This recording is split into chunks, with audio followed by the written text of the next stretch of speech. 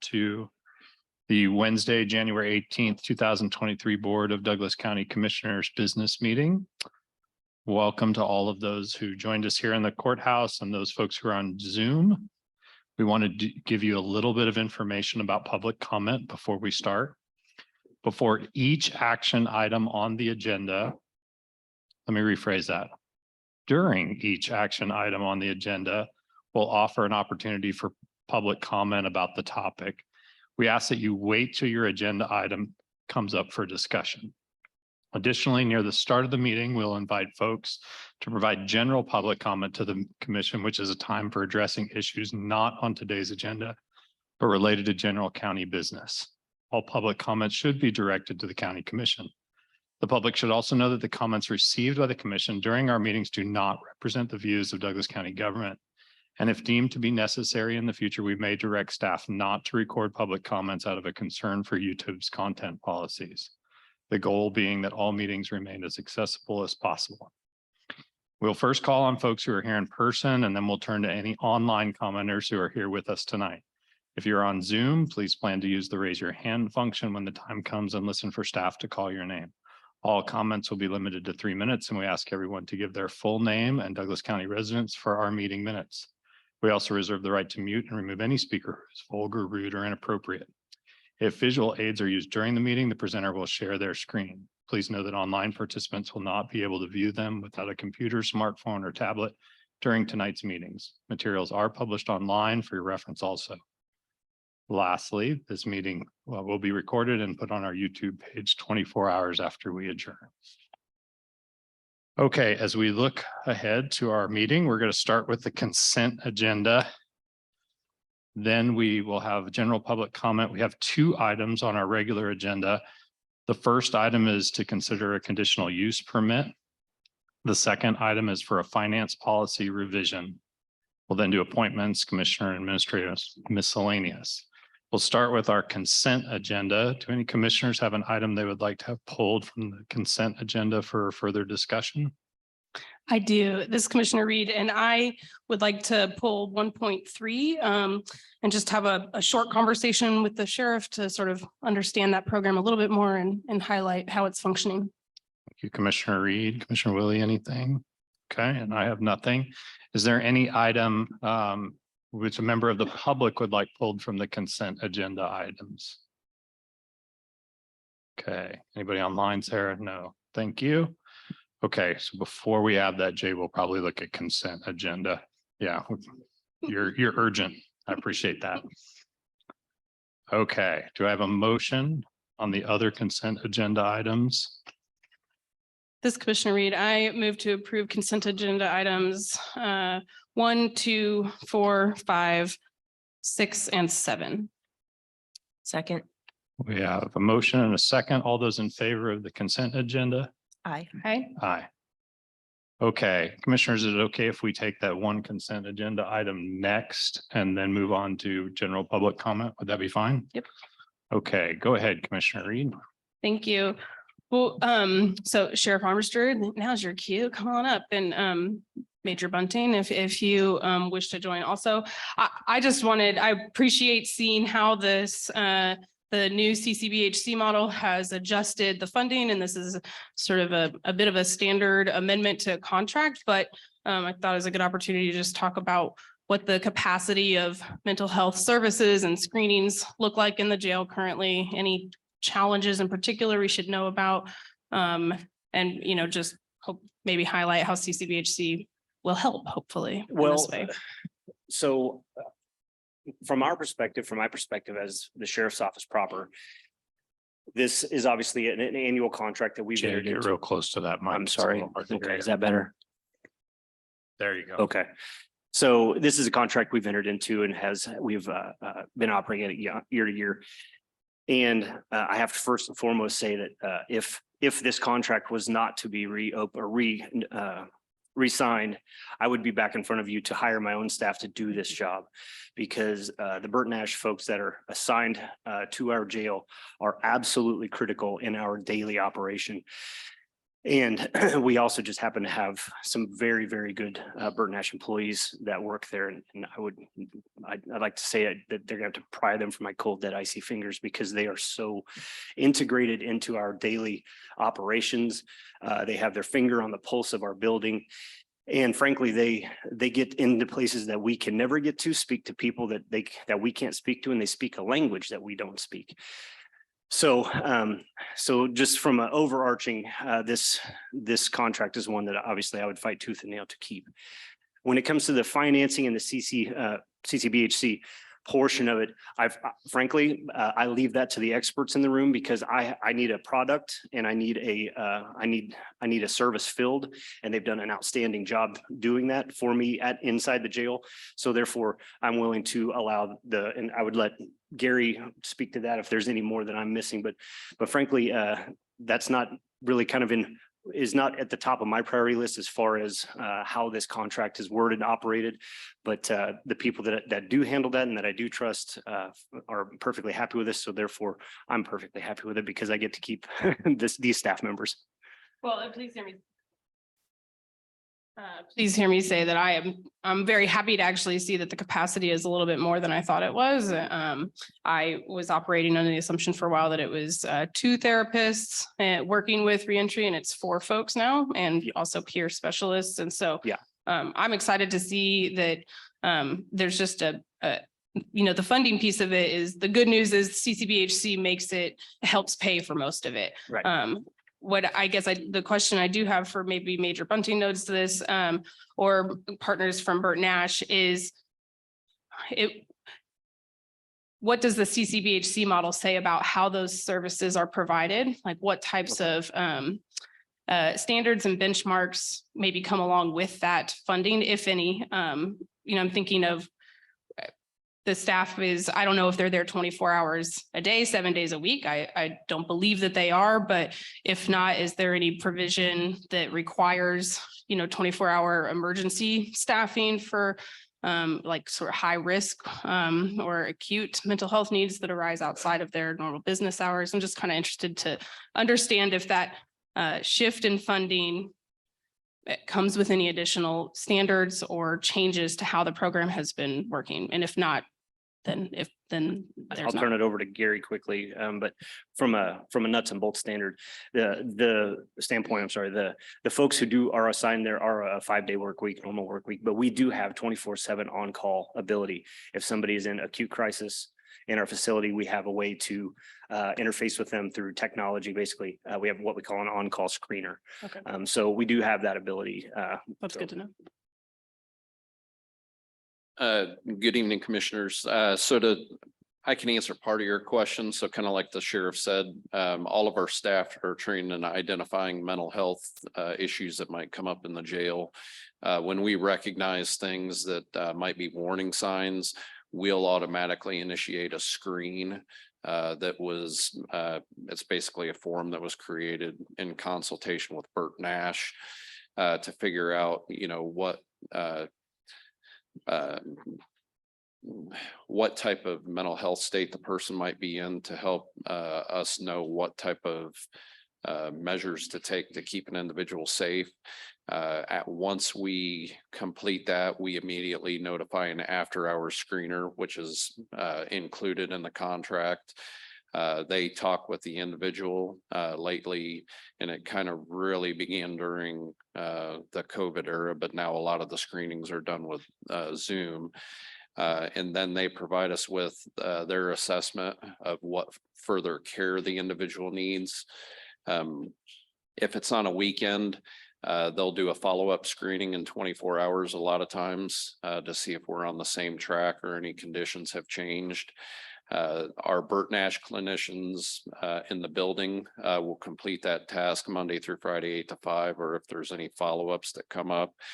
Every person that is booked into our jail completes a jail brief mental health assessment. So every day, our clinicians come in, they review those, determine who needs to be seen, conduct any follow-up care with people already being seen.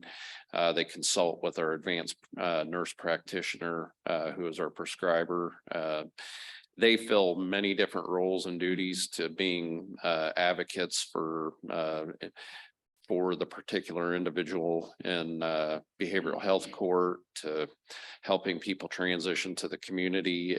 The great thing about it is once we start somebody in that type of care in the facility, it's a seamless transition because Bert Nash is our mental health provider in the community. As far as the CCBHC funding, I might have this reversed, but it's significantly reduced our cost.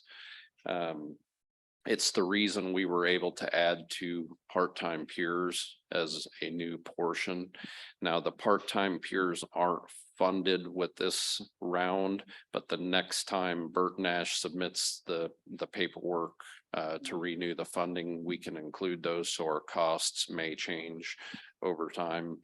But it's been great for us because, like the sheriff said, they're a valuable asset, and it's one of the reasons we were able to add additional services this time around. Yeah, thank you for all that detail. I really appreciate it. And I think it's an important program, an effort in our community that is not really known by anybody except for folks who get booked into the jail and maybe their family members. But I think it's an important thing to elevate. So I appreciate y'all being here. I don't have any other questions. Other commissioners do. I don't have any other questions. I'm just excited for the partnership and glad that we get to support it. Thank you. Thank you, Sheriff. Okay, with that, might we have a motion for that item? Should we consider public comment on that We before? a can. motion? Is there any public comment on this item? Anything online? Nope. Okay, now motions. It's Commissioner Reed, I move to approve consent agenda item 1.3, to approve the updated mental health services contract for the Douglas County Correctional Facility. A second. Moved and seconded. All those in favor say aye. Aye. Aye. All right, we will move on to general public comment. Looks like we just have one. How many people are here for general public comment? Just quick raise of hands. All right, just one. Good evening Good evening, Commissioners. to our first regular agenda item to consider a conditional use permit CUP 22-00320 for mining, excavation and or extraction of natural resources at 1174 East 2300 Road.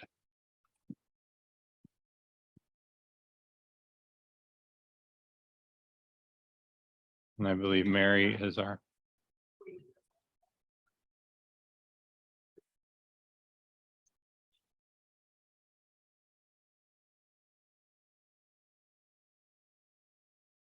Commissioners are moving Mary Miller into the panel. I'm a Thank little you. shorthanded without Jill this week and trying to catch Judy before she goes. So Okay. Mary, you're in the panel. Okay. Thank you. Yes, good evening, Commissioners. I'm Mary Miller, City County Planner, and the conditional use permit is before you tonight, but the applicant is requesting that the application be returned to the Planning Commission so that there can be a public hearing and the joint planning commissions can discuss a proposed revision, a proposed revision to the truck routes. They would like to propose an alternate truck route. And so if you'd return it, there could be a public hearing, a discussion, and then it would return back to you with the recommendations. And so staff is recommending that you return it. And I believe the applicant is present today as well, if you have questions for them. Thank you, Mary. Mary, I want to be clear on our options here. One of our options is that we could return it. The other one is we could have the full report and decide to accept it or deny it. Is that correct? That is correct. If you decided you wanted to move ahead and consider it, I would suggest, putting it off to a later meeting since, I've notified, or most people have been notified that there was just a request to return. So there may be people that aren't attending but right, you could just decide to go ahead and move forward with it and not return it. Thank you. Mhm. Let's hear from the applicant first.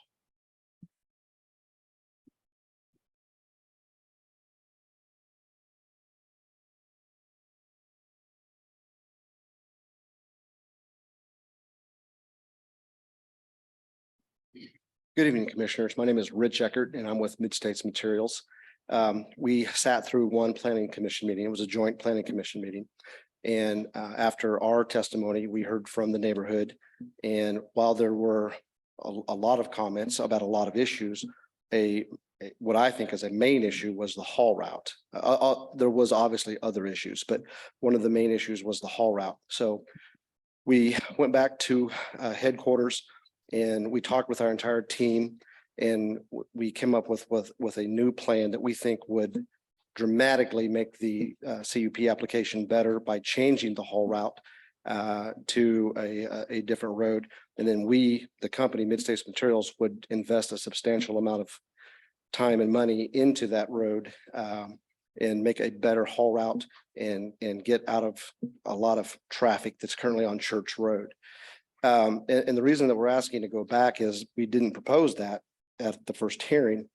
And so I think it's the wise thing to do is to go back and redo it. And like I said, I'm fully aware that there are other issues other than the haul route, but it did seem to be one of the main issues. So with that, I stand for any questions.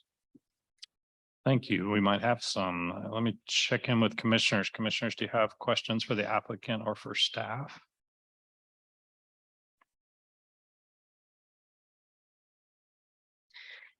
No, only procedure wise. I assume we are still going to hear from the public also, since they showed up. Mhm. Okay. Yeah, we'll definitely hear from the public. But I think it would be, let's make sure we get questions out of the way, and then maybe we have a brief discussion here and then hear from the public. This is Commissioner Reed. So I'm wondering if you can give any sort of ballpark of cost analysis for the improvement of that road, or what kind of investments you would need to make in order to assess the viability of that as an alternative truck route. And I'm just trying to think of how much detail do you have about that to make it a valid part of the plan and, have it vetted through the Planning Commission with further detail. Sure. So we've met with the Public Works Department, and Mr. Voth was very helpful. We actually have an estimate prepared by Hams when their quarry issue a couple of years ago, when they did their enlargement. That very issue was the haul route was a big issue, and they actually prepared a proposed budget to fix the road. We're talking about East 2300, which is currently a gravel road. So we actually have that budget, and that's the budget that we used. And we understand that that budget is a couple of years old. So of course there's fuel enhancements and the natural inflation of things. But we do have that budget in our hand, and we went over that budget in our office, and our offer is that budget, we can handle that. So we do have numbers, and what we proposed to Public Works, and I understand that we might still have to negotiate some on that, is that our offer would be for Douglas County to control the project, the improvement to 2300, that is, as a normal project. They would bid it out, and then your Public Works Director did want to keep a few things in-house, but for the most part, we would provide the funding mechanism. I'm concerned that if we go into too much detail here, that this is a process that staff hasn't really had that opportunity yet, which would be the value of sending it back so that staff could work with the applicant and with planning staff to fully evaluate that and then bring it back to Planning Commission for a further consideration, and then back to the County Commission. My concern is these have all evolved since it was heard by Planning Commission, and there haven't been opportunities for that to be fully vetted by staff. So if we want to have the full presentation, I would just suggest we let Mary give the full presentation and do that. Or I was just trying to save y'all some time on your agenda by shortening the conversation a little bit, but I don't want to make it, I think there is still a lot of work that needs to be done. So we get a lot of value from our position, watching what happens at the Planning Commission. Pretty exciting meeting, but we get a lot of feedback from the public. In addition to who decides to come to us, we get to hear the people who come to the Planning Commission also, and get 2 full rounds of hearing of the full project. So I definitely value getting that full staff input and starting the public process over for a significant change, which it sounds like this is intended to be a significant change. I would like to ask in terms of public engagement, public outreach, where does that fit in the plan of sending this back to Planning Commission? Because one of the things we value is that, companies work with not just like county public works, but work with neighbors and, city staff because it's so close to Eudora, township staff. Is that something that you're expecting to do before it hits the Planning Commission again? I think the important thing here is that with a proposed new haul route, the trucks would be going past residences that were not notified because they're not within the 1,000-foot area, but they do have ownership of properties on 2300 Road, East 2300 Road. So I think we have to do that outreach for sure to reach the people who live outside the notification area. I would definitely also urge you to have another conversation with neighbors that expressed a concern specifically about the haul route that's being changed. If there are any other conditions that could be changed to satisfy people more, and also with city and city township and city planning in the city of Eudora, to just have those conversations again and see if that changes their perspective and outreach on the project. Sure. My question is for Mary. Mary, thank you. What are an applicant's options when they decide to make a change? I mean, could they start an application again? I mean, it is not unheard of to have an applicant come and ask us to send it back. But can you just sort of walk us through what the process options are for an applicant when they have heard Planning Commission feedback and community feedback, and then before it comes to the county commission, maybe want to make some changes? Yes, they can make changes to their application, to address the Planning Commission's concerns. And sometimes they'll do that, but they'll just bring it forward to the county commission. Or they could ask at the county commission that you return it so the Planning Commission can consider the changes. In this case, they're not making a change to their application because the truck route that they have to use is required. It's a required truck route. That's what staff is required. So it's a condition that we would be putting on their CUP. So they are trying to revise, and then we would revise our condition. And we would, if it moved forward and it was accepted by the county engineer primarily, and everything went on, then the condition would change and we would have a different truck route as listed as a condition. So basically they're not making any changes to their application.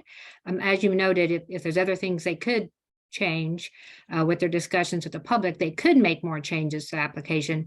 But right now they're just trying to adjust our condition so that a different truck route would be possible. Right now, they could not use that as a truck route. Mary, what would trigger, would that change trigger an additional notification because the haul route is changing? If the application itself is not changing, would there still be the same notification requirements, or would it change because the haul route is suggested to be something different? The notification would stay the same. We actually notify 1/2 mile from the property. So the required notification might not have caught these people, but where we actually notified, we notified into Johnson County. So people would be notified. I think the difference, and our notification is pretty bland. We wouldn't necessarily mention that the truck route is going to be altered, but the applicant has indicated they would contact those neighbors directly. And it may be, so that they're aware that the truck route would be revised. So they know that it would impact them because, they may not be concerned knowing that everything would be to the west of them. But if it's going to be right on their road, they may have more concerns. So it may, perhaps we'd want to contact them ourselves and also let them know that there is a change, that it's not the same CUP. It's the same CUP, but with a different truck route. So I'm sorry, I may be a bit confused here, but if the applicant, we send it back to Planning Commission, even though we're not changing the application, we're just changing one of the conditional uses, one of the conditions? Or does this not go back to Planning Commission at all? If you return it, it would go back to the planning commissions because that's where it would go. It would go back to them for this discussion. And we always renotice, if something gets deferred, or if the planning commission holds it over for another month or so, when we send out our notice, we always re-notify. So we will send out the re-notification. It's not going to principally mention the new truck route. That might be something we'd want to add, maybe we'd want to make a change so that it's clear that there is a change that would affect other people. It's not the same, or we may want to contact those people on 2300 Road directly. Thank you. Mhm. Any other questions, commissioners? Okay. So I know we have a lot of people. Thank you, Mr. Reichert. I know we have a lot of people here who might like to provide public comment. We're going to do something a little different than we normally do here, and that we're going to talk about our feelings about whether we're going to defer this item to send it back to Planning Commission. That way, it may influence some of your comments. You might want to hang on to those comments and be part of that. We'll still take public comment. We're still going to take it. But I'd like you to hear a little bit what we're thinking right now so that we're not wasting anybody's time. Does that make sense to everybody? Okay. So commissioners, I just want to get a sense for us. We're not voting yet, but how we feel about this deferral back to the Planning Commission. So I think the applicant is well aware that it'll be a heavy lift with the community to get a different result than previously, but I always appreciate an applicant that is interested in responding to the concerns that the public brings forward. And I think typically that is something that previously on the Planning Commission that we gave a lot of weight to give them a chance to try that if they chose to. So I think sending it back whereas not the most satisfying for some people here, but I think it is the best option for what we have in front of us, because we can't judge the entire project without the people who would be affected by the change also being part of the conversation. Yeah, I am always up for more public discourse. And I know that sometimes that discourse can be difficult and I know it can be hard. But I appreciate the applicant listening and wanting to hear more and maybe coming up with another possibility. I don't want to discourage anybody from providing public comment, and we could choose tonight to then listen based on public comment, to listen to the presentation and then make a decision to approve or deny. But I think whenever all the time that I was on Planning Commission, whenever we can get neighbors together talking with an applicant about what might make it better, I'm all for that. I would say that I agree with Commissioner Willie that I would recommend we look at more than just the haul route, because I think there are other issues here that both Planning Commissions elevated. I tend to agree and think that, I'll just reiterate mostly that final point of, I think we definitely heard more concerns during that first Planning Commission meeting than just the haul route. Certainly that was a significant concern, and there's a lot of, that's the significant safety concern in particular, which does, I think, I appreciate the applicant's willingness to figure out if they can mitigate that concern, but encourage them to review the other concerns and really engage in some neighborhood community conversations that might improve the relationship and the chances at the Planning Commission. I also think that it's a significant project application. And so I agree that always more public engagement, more conversation that might evolve in a positive direction is good. So I appreciate staff's recommendation to send it back, even though, it's a change to the condition rather than a change to the application. But I think it opens the door for maybe changes to the application that might be meaningful. I have a question for Sarah, or actually probably a question for Mary. In terms of our process, do we, as we listen to public comment and public input, do we then give advice back to the planning commission or to the applicant about elevating topics that maybe didn't get heard or needed to be heard again? Or is that more of a hands-off, the planning commission gets another stab at it because we have not heard the full packet?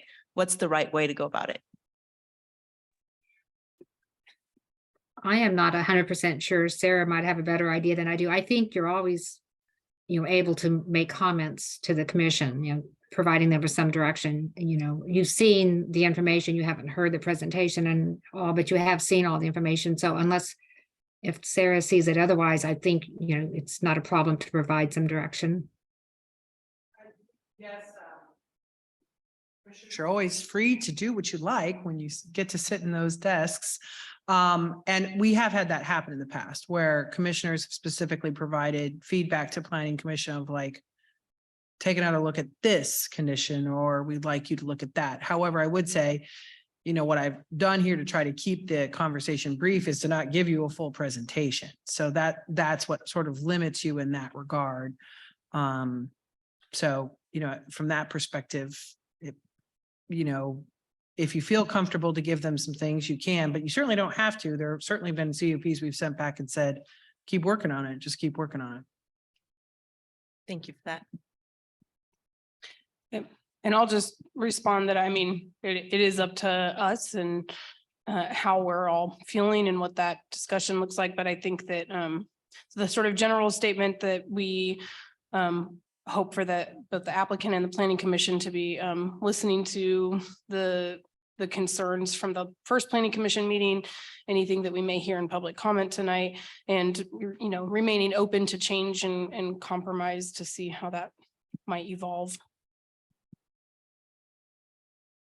Okay. I think we've reached a point where we're ready for some public comment. Can I get just a raise of hands of how many people plan to provide public comment? Okay, I'm going to keep it at 3 minutes per public comment. So Sarah's going to bring out a sign up sheet.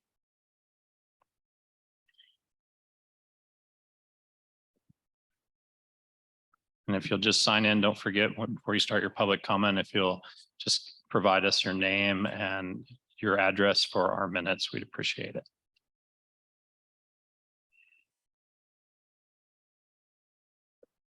Good evening, commissioners. Good evening, everyone. My name is Logan Foster. I reside in Eudora, Kansas. 1123 East 2300 Road. Thank you for taking the opportunity to hear me. I do not know if I will have the opportunity in the future to speak. My youngest was diagnosed with cancer over the holiday break, and so I don't know what our future looks like. I wanted to stand before you today. I know we heard from the applicant. You have seen the packet that has been provided by the Planning Commission as well as the City of Eudora. And you will hear from some of my fellow neighbors here tonight. What I'm hearing is the proposal to go ahead and transition the truck route to an alternative route along 2300 Road.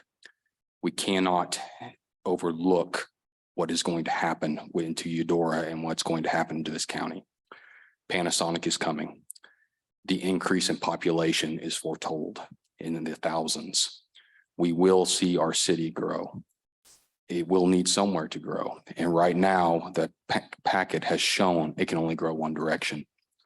Studies have shown that by having these quarries, that it will dissuade individuals from residing in our township, which is what we do not want to have.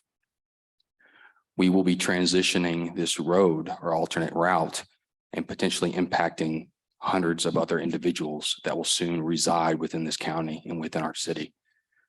Yes, by changing it, will it detract from what's there? It will.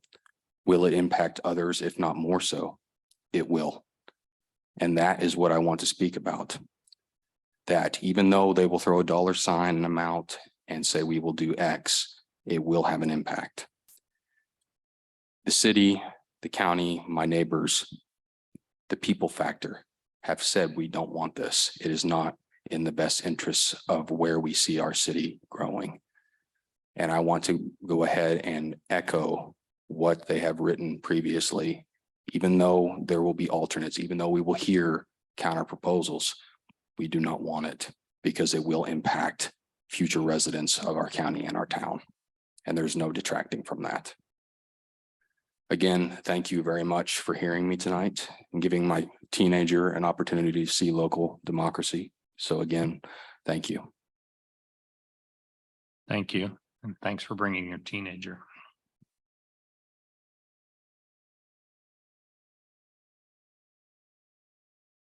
Don't be shy.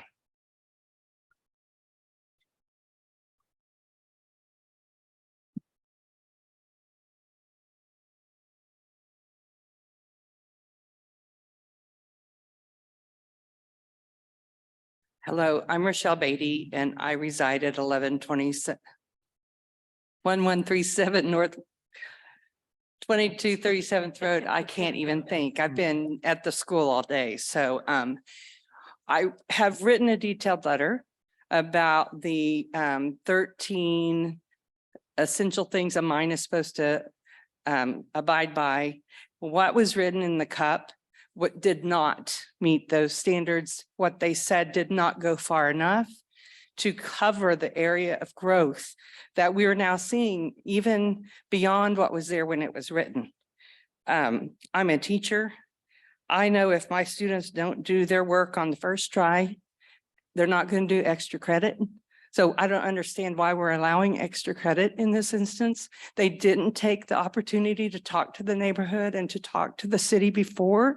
So I don't see how they're going to take that opportunity now.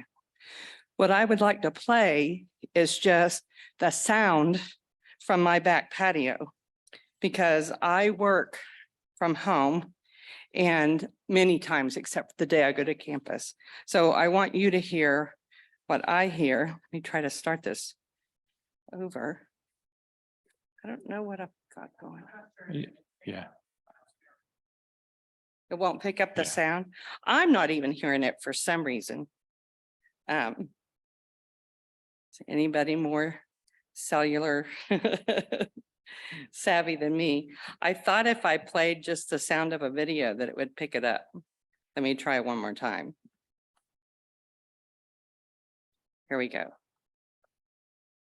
Oh, shoot. You are welcome to send that to us. I did, but I want people here to hear it. Can you hear this at all?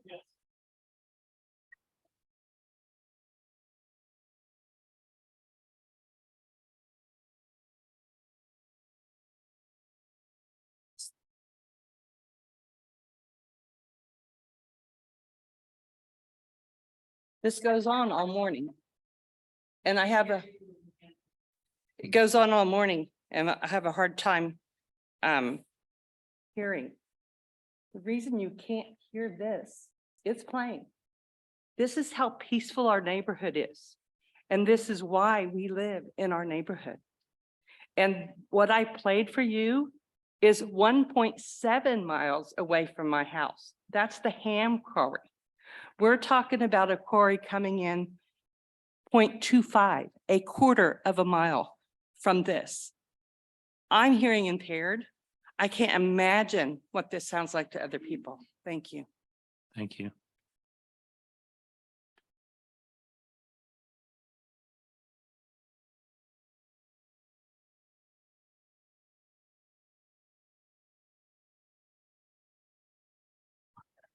Rochelle, when you have a second, if you could sign our sheet there. Yeah.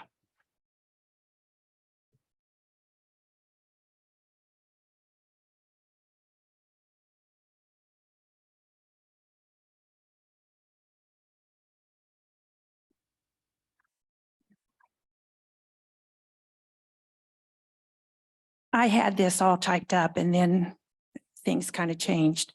So I'm going to kind of just go through different things, but my name is Karen Rowland.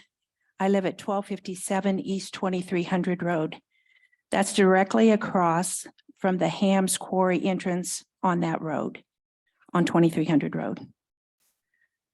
It was reported in the Eudora News that the company had hopes that they would fund improvements on East 2300 Road and get the trucks off of Church Street.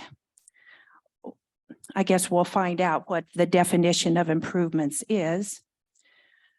They did say at that meeting, and anyway, it was in the paper, that it would cost $3 million.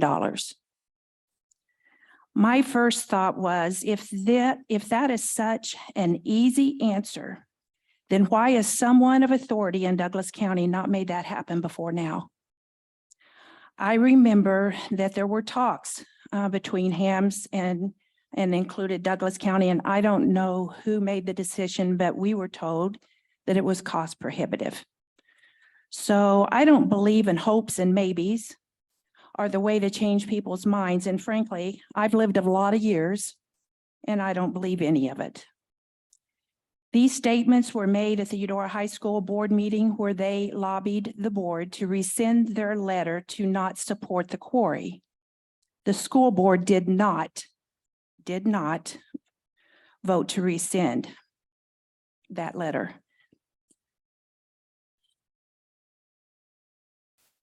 Besides the road, which is very important, but besides the road, there are a lot of other extremely important issues that cannot be ignored.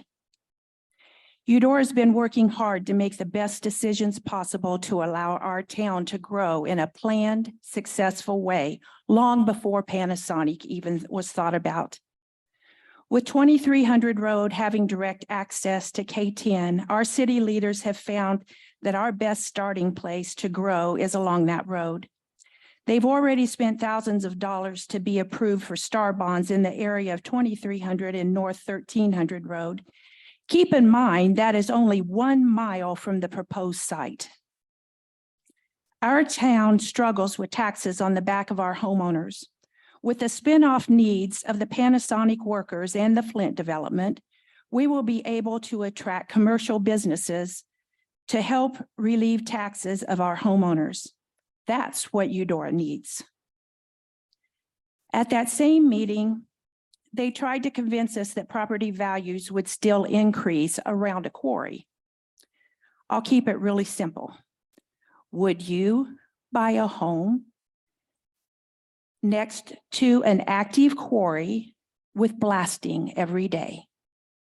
Or do you know of a developer that would build spec homes with the hopes that someone would buy a new home next to a quarry that is blasting every day? I live across the street. You cannot tell me anything about blasting because I live it every day. There was one blast that went off that I actually ducked. My son just Karen. happened to be there that day Karen, and he thought so. we limit comments to 3 minutes. We've Can hit you that give me point. 30 seconds, please? 30 seconds. Also, at the last meeting, they said Panasonic would need gravel for their building material. Panasonic is making their own gravel and taking it to the local Johnson County quarry to crush. Ham's Quarry is saying that they will be mining till around 2045. That's 22 years from now. So why do we need yet another quarry? Common sense tells me we do not. By writing this, I'm hoping that you listen to us and understand the wants and the needs of the people that live in our community of Eudora, and to not destroy the opportunity that we have been given to grow and prosper. Thank you.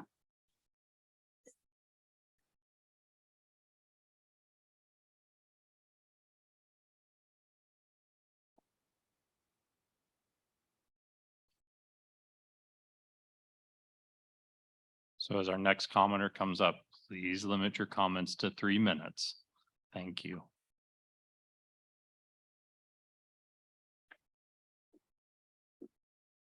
Good evening. My name is Kristen Fager. I reside at 2338 North 1100th Road. I live less than 1/2 of a mile from the proposed quarry. I feel it's imperative I share my feelings in regards to the requests for a conditional use permit. Although I realize there is a need for rock, I feel like we can go about it a different way. If Mid-States is allowed to proceed, this will affect myself and many others in only negative ways, both our quality of life and monetarily. From a quality of life standpoint, I purchased my property to have a rural setting with close proximity to my children's school. I enjoy the peace and quiet for which it provides. The sound of dozers, blastings, and truck and air pollution is not what I signed up for. I knew Ham had a quarry 1 mile north of me when I purchased my home, and I can hear noise from it every morning, every day, all day, every day. We know there will be major environmental impacts such as air pollution, water contamination, and increased noise pollution if the board approves this conditional use permit. In reference to my property values, how can this not cause a negative impact on my home and land's values? What is Mid-States going to do for myself or many of the other property owners in the direct area? I cannot foresee Mid-States taking care of us now or down the road when this causes damage to my property, such as foundation and walls cracking, or even the ability to sell my house. Because let's be honest, who wants to have a quarry in their backyard? And essentially that's where it's going to be. The only thing I can see is being tied up in a legal battle for which I can't afford. At what point do we stop putting big businesses ahead of what the local citizens want and need? Lastly, is Mid-States going to pay for geological surveys to be conducted by independent groups, monitored by the citizens and Board of County Commissions? As I stated earlier, I realize and agree we need rock. However, other more non-invasive options need to be sought. Thank you so much for your time.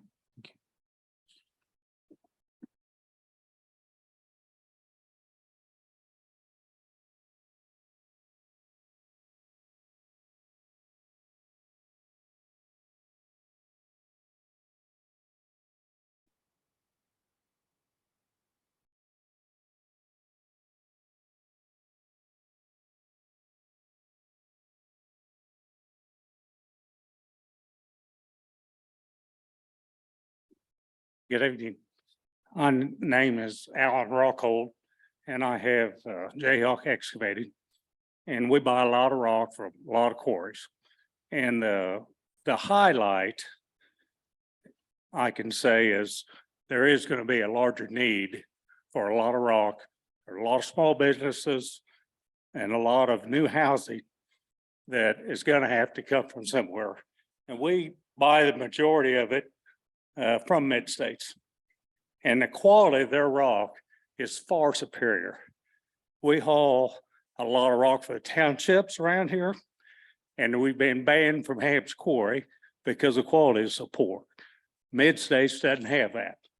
And for instance, some of the pads that we do, they have to require a KDOT approved material. Once you say it's Mid-States, they don't even question it. They don't even want to see the samples. And so we were second in line. I think Mid-States was the first ones many, many years ago. They got the first CUP. We were the second ones. And so I know the battles. Everybody that wants a CUP has people that's opposed to it. It's just a given.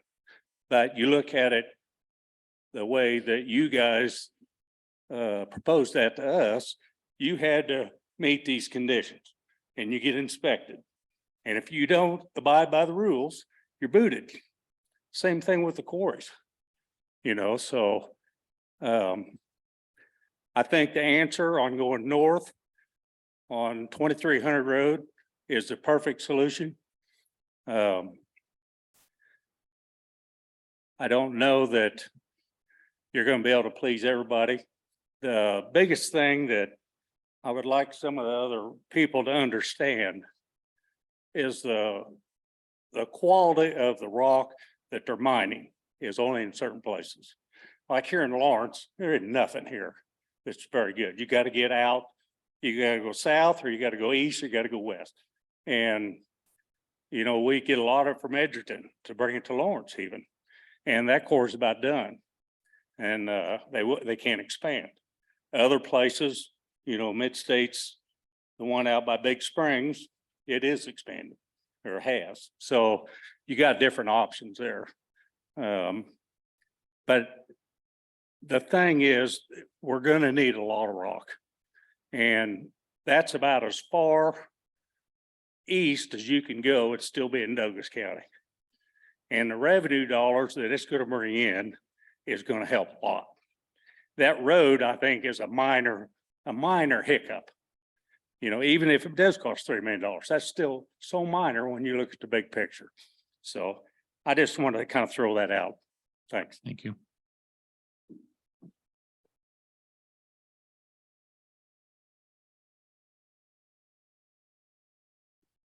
Okay, seeing.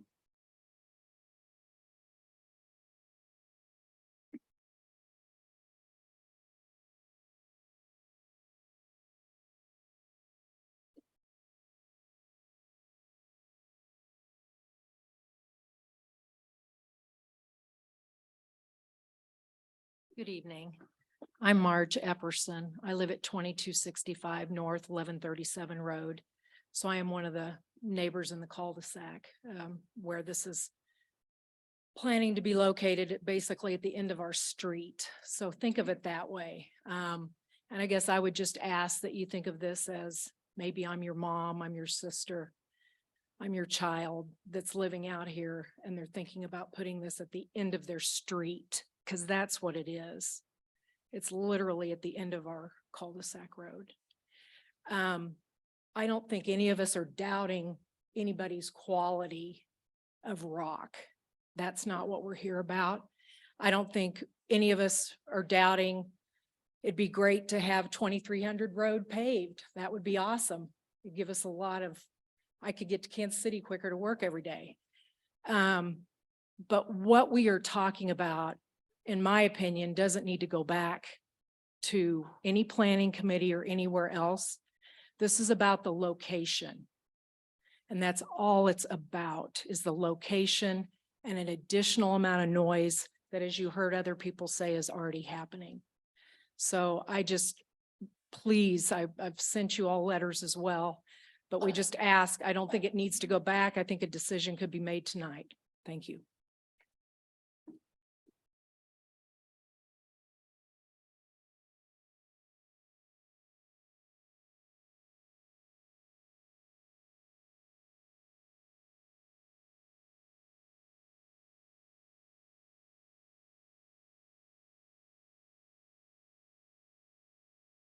My name is Keith Turnbull. I live at 2297 North 1137 Road. I am right at the corner of 1137 Road and 2300 Road. The new proposed quarry would be out my front door about 250 yards. Okay, so every day I would see it and hear it in that situation. I've talked to a bunch of people at the county. There seemed to be a misconception. Several people have said, hey, you guys moved out there. You knew there was going to be a quarry. You built your homes knowing that. That is not true. So I'm going to clear up some misinformation. The history of Hesper Heights, the subdivision was planned in the early 1990s. There's currently 14 families there, and most of the homes were built from the mid 1990s to 2005, I think was the last home. About half of the residents there are the original owners. They built it there. We built the house. We do not want to leave. We care about our homes in the area. We formed a homes association ourselves about 12 years ago and paid to have our roads paved ourselves. The county didn't. We paid for 6 or 7 years to have the roads paved. Okay. I want to go over something regarding Ham Quarry. Ham Quarry was started in 1960 and up until about 1987, it was operated as considered a small quarry is what I was told. Around 1987, it was only open on a seasonal basis for a short time amount each year. In 2002, the Ham Quarry asked for a CUP for an expansion of 129 acres next to the existing quarry since it had already been mined out. In May of 2003, the Douglas County Commissioners voted to approve the expansion that time. Shortly thereafter, in June of 2003, Arthur Nice, whose property was next door to the Ham Quarry, sued the Douglas County Commissioner. It took almost 10 years for that to get settled. And so in January 18th of 2013, they did win the suit. Even after they won the case, it took a couple of years for them to get back up to speed. And what I was told, they started operating full-time in 2016. So this is very important. From about 1990, when Hesper Heights was planned up until 2016, there was little or no activity at the Ham Quarry.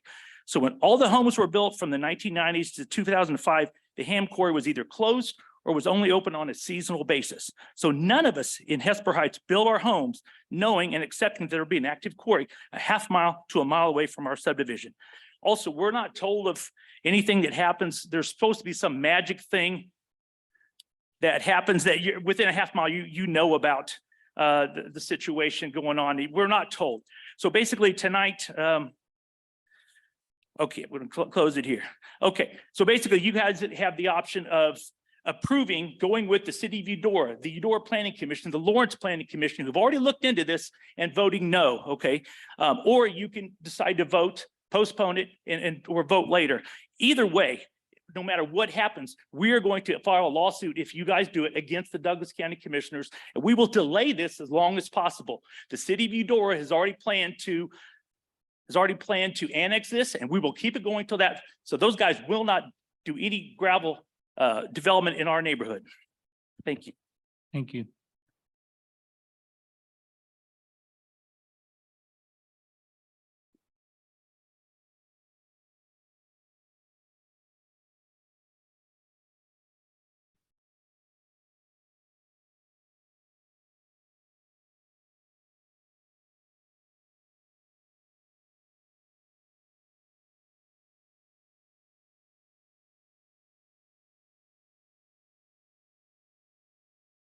I'm going to read mine because I'm terrible public speaker. So.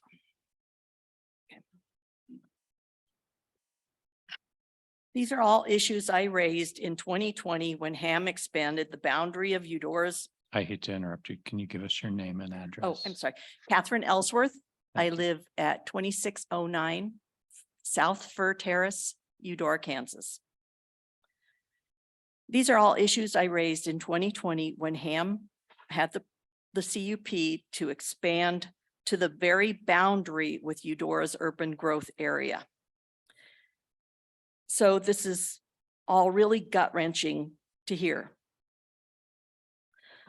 I'm not thrilled about having another quarry in the area, but the growth is coming. And the rock from quarries will be necessary. Out in our neighborhood, you would have to be comatose or a hermit not to be aware of what a bad neighbor Ham Quarry has been and continues to be. They still routinely allow trucks to leave the quarry uncovered. In 2020, they basically called any local resident who complained about the uncovered loads a liar or an outlier, but it's true, and that's the least of it. In 2020, when Ham CUP was sent back to the Eudora Planning Commission for a second time, Eudora requested at that time that Ham move their designated truck route to 2300 Road, which they refused to do, even though the Eudora Planning Commission made that a condition of their approval. Now there's a company that is offering without any pressure to pay to improve 2300 Road and move the truck route off of Church Street. So I think they deserve a shot. My fear is that Mid-State CUP will be turned down, and a year or two from now, when the county is desperate for building materials, then Ham will run through another CUP for yet another expansion, probably with extended hours of operation to meet the need for limestone. And they'll still run it all down Church Street if they don't have to pay a dime to improve a road past our schools and ball fields and parks, because they can. They've always been allowed to do what they wanted to do, and I don't see why that should change. I also remember back at the 2020 CUP hearings, Ham basically threatened the county on several, documented and verbally, on several occasions with higher higher prices on rock. And they even said, when Arthur Neese complained about topsoil, they said, well, we could close this and put it in even worse location. So I don't want to give them all the power. I'm not happy about another quarry, but I think the alternative could be worse. Thanks.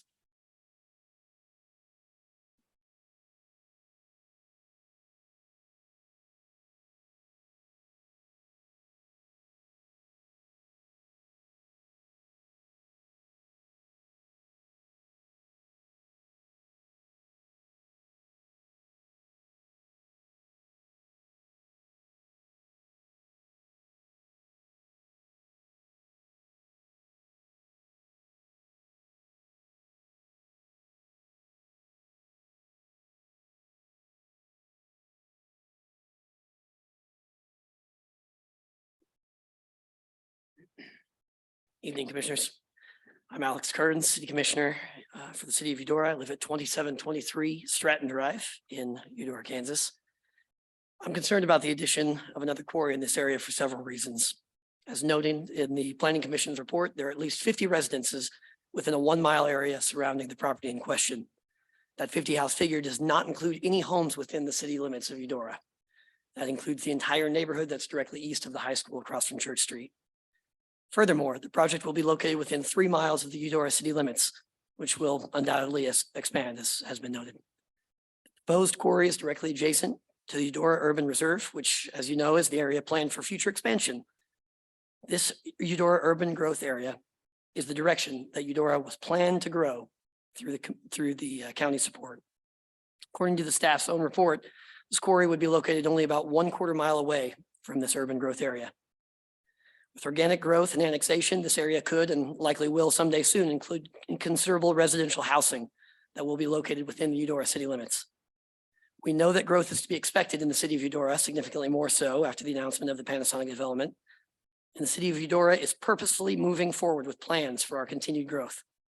This plan that we're looking at this evening inhibits the city's ability to develop in the way that has already been established as the primary development corridor. The company states they believe the main concern of the residents regarded increased traffic near the school and along Church Street in Eudora, and has thus offered an alternate trucking route. While their willingness to adjust may be noted, the placement of an additional quarry as a whole is the problem, not the trucking route itself. Utilizing Church Street as the designated trucking route was and still is a huge concern for the citizens, but the larger concern is the addition of this other quarry. The Eudora Planning Commission unanimously rejected this proposal as it was previously presented to the Planning Commission, and they have also dismissed this proposal of the updated trucking route. The message has been consistent and clear. This is not the right project for this area. Not with the neighborhoods already established, certainly not with the expected growth in the Eudora area. I would encourage you, commissioners, to deny this proposal outright. Do not send it back to the Planning Commission for further discussion. The adjustment of the traffic pattern for trucking is not the issue. The addition of another quarry as a whole is. Listen to the voices that were presented to you this evening from the city of Eudora, from our Eudora Planning Commission, and reject the project. As another point, this was not part of the speech here, but it was just brought up here. I'm confused why the Mid-States Quarry is allowed to change the conditional use permit application without going back through the processes. It seems strange to me that they would have the opportunity to do that. I would suggest denying it outright and requiring them to start the process over again. If not, I feel that we'll be here any number of times, perhaps 10, 20, 30 times, maybe 100, and a war of attrition begins. Perhaps they will eventually ask us and something will come out of it, but I don't see that happening. Thank you very much for your time.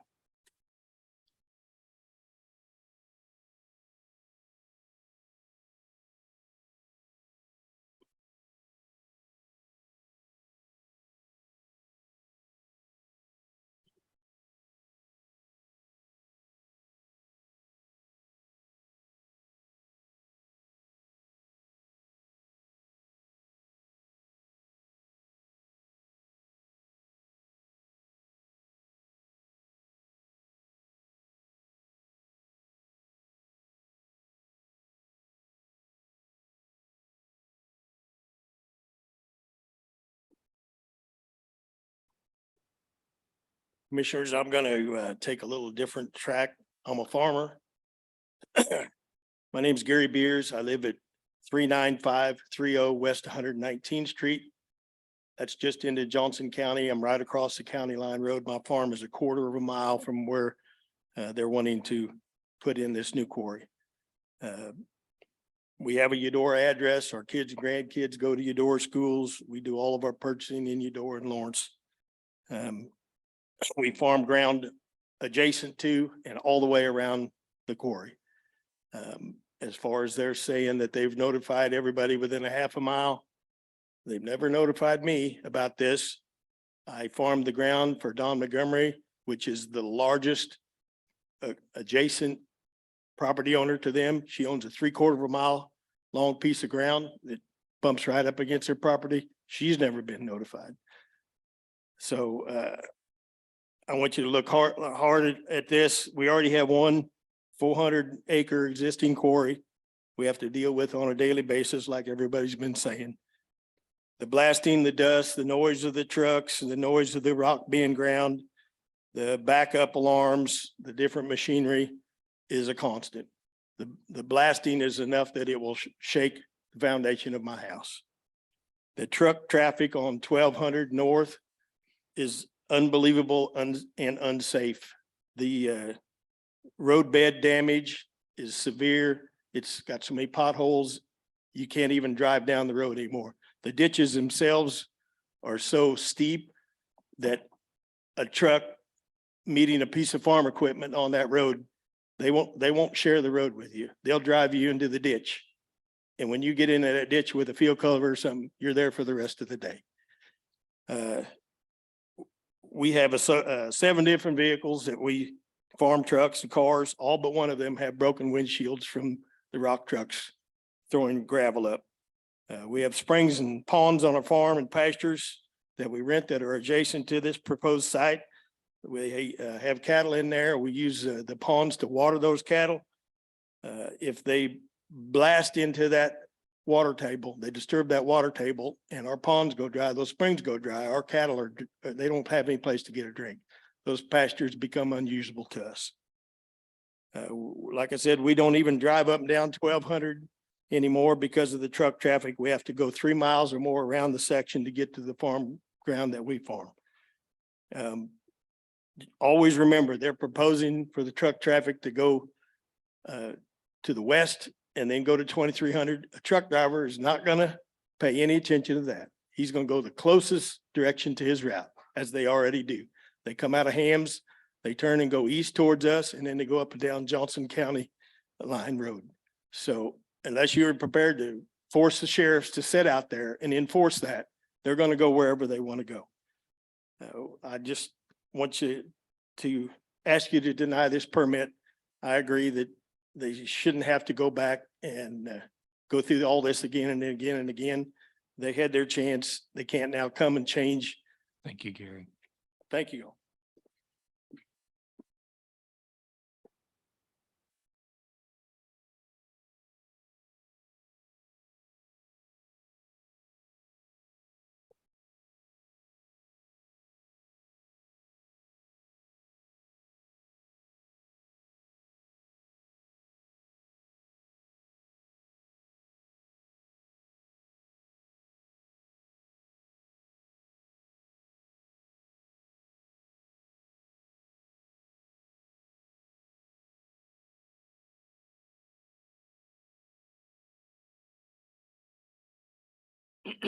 Hello, my name is Leon Mueller.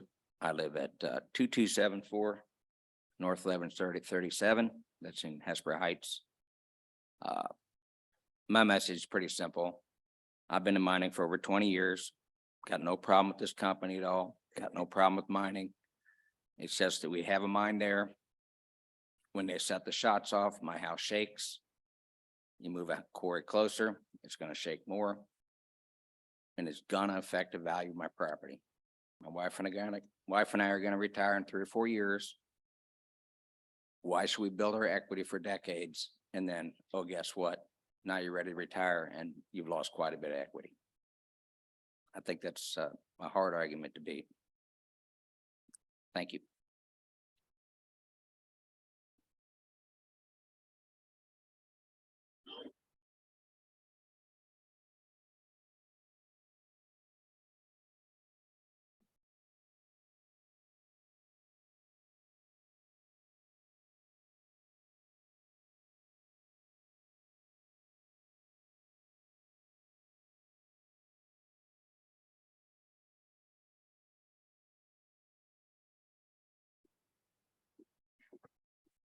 Hi, my name is Nicholas Rockhold. I live at 1713 North 780 Road.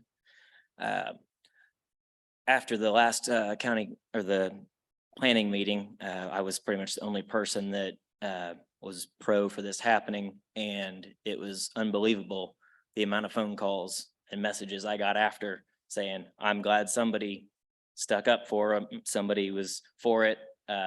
Somebody else to represent the entire county, not just one very small part of it.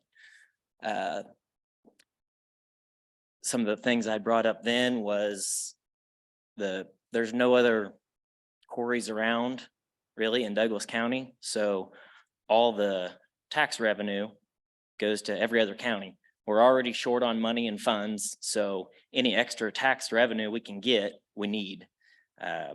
Everything's in Franklin County, Johnson County, everywhere else. All that money is just going away. All the county projects, bridges, roads, it all needs rock. Who pays for that? We do. I don't want to overpay for it. So there's that. And then Eudora keeps talking about how they need to expand and all this infrastructure and da. It all starts with the foundation, and the foundation's made out of rock, the concrete, asphalt for the streets, all the utilities, everything is rock. They're just going to drive the prices through the roof on it by allowing hams to do what they've done and monopolize the area. There's no competition. They have free reign, and it's sickening that they get away with it, and they have been. I think 2,300 is a great solution. I think it needs to be done no matter what, whether this happens or doesn't happen. My son goes to Eudora. I have a grandmother there, father-in-law. We have to go down Church Street. I don't like the trucks on there in the morning any more than anybody does. And I drive them. I don't want to drive a truck down that. I don't want to deal with the high school. I don't think the high school should have to deal with truck traffic. So I think either way, hams needs to be forced to go that way in general if Mid-States doesn't get in there, because they're offering to help do this.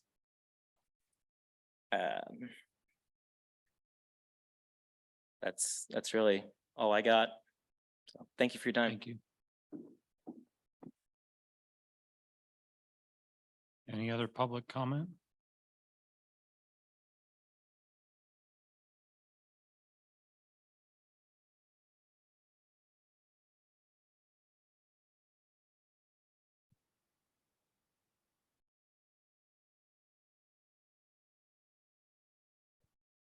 Good evening. My name is Jack Dunn. I live at 2275 North 1137th Road. So I've sat back at this meeting in the last meeting and listened to the pros and the cons of the Mid-States quarry coming in. But I guess what keeps resonating inside my head is the outpouring of people that live in that area that are totally against this proposal for many, many reasons. And probably the main reason is the noise and the possible pollution and the possible truck traffic and everything else goes with it. Having 2,300 road paved would be awesome. I'd love it. But to my family and myself and to my friends and my neighbors, that doesn't constitute having another rock quarry in the neighborhood. That is literally a quarter mile from my friend Keith, a half a mile from my wife and I, and everyone else in that area. And you take the neighbor across the street from the Turnballs, their property is even closer to that possible rock quarry, cause even more noise and more pollution and more aggravation. And just, I guess what I noticed tonight is just pure, I don't want to use the word hatred because it's not hatred, I don't think, but just pure, for lack of a better word, we use the word hatred. We don't want it. We don't want it in our neighborhood. We don't want it in our community. We don't want it in our families' lives. We don't want to deal with it. I agree, rock is a valuable substance that we need. But there's such a huge outpouring of people here tonight saying, we don't want this. We don't want this in our neighborhood. And I hope that would somehow resonate within you commissioners and everybody in the county.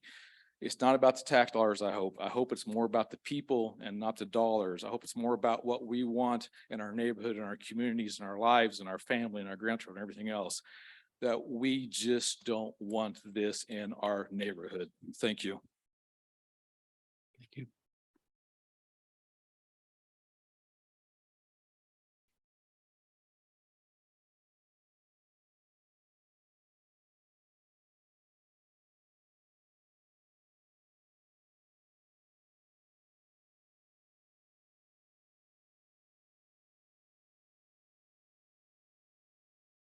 Hello, Matt Durr, 2284 North 1137th Road. I can't really expand upon what everybody said tonight. I completely, for all of us that live in Hesper Heights and live in the area, and definitely from a quality of life standpoint and from the sound and the noise, my boys and I spend a lot of time outside. We hunt, we fish. I hunt multiple properties around the area. We enjoy the outdoors and we love being out there. And it saddens me to think the property that's there now that they want to turn into a quarry is a beautiful property with, I would love to own that property and be able to have that and do those things and be able to hunt and fish and you know, farm or do whatever else is out there. I will say from a property owner standpoint, I have had foundation issues. I am 3 houses in and my property would back up. My backyard, if I looked out, would be next to the property. I do have had foundation issues. I have piered my all around bottom of my foundation. I'm about 60 foot deep into bedrock, which is basically where they're going to dig down to and start blasting. So I know they said in multiple statements before that they have never had litigation against them, but me as a small homeowner against a corporation that has millions of dollars, I would think that it would be very hard for somebody to win a lawsuit against somebody that has that type of horsepower behind them from a legal standpoint. So really for me, from a homeowner, and I'm not the only one that has piers on their house in our property with the clay soil, it does happen. And we rely on bedrock to sturdy up those foundations. And so I ask again, like most everybody else here, please consider not approving this CUP because I think the community and the people, everybody involved does not want it. Thank you.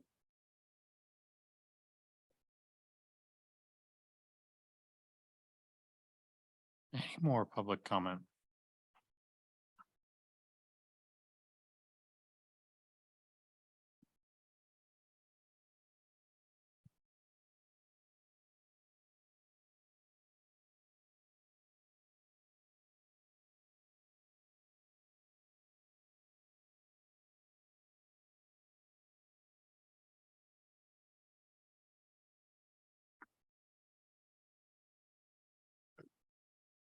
My name is Travis McCormick. I live at 1110 East 2100 Road.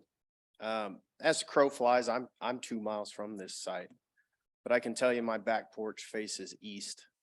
And I can stand on my back porch sometimes on a quiet day and wonder, what is that beeping sound? And I used to work at a rock quarry.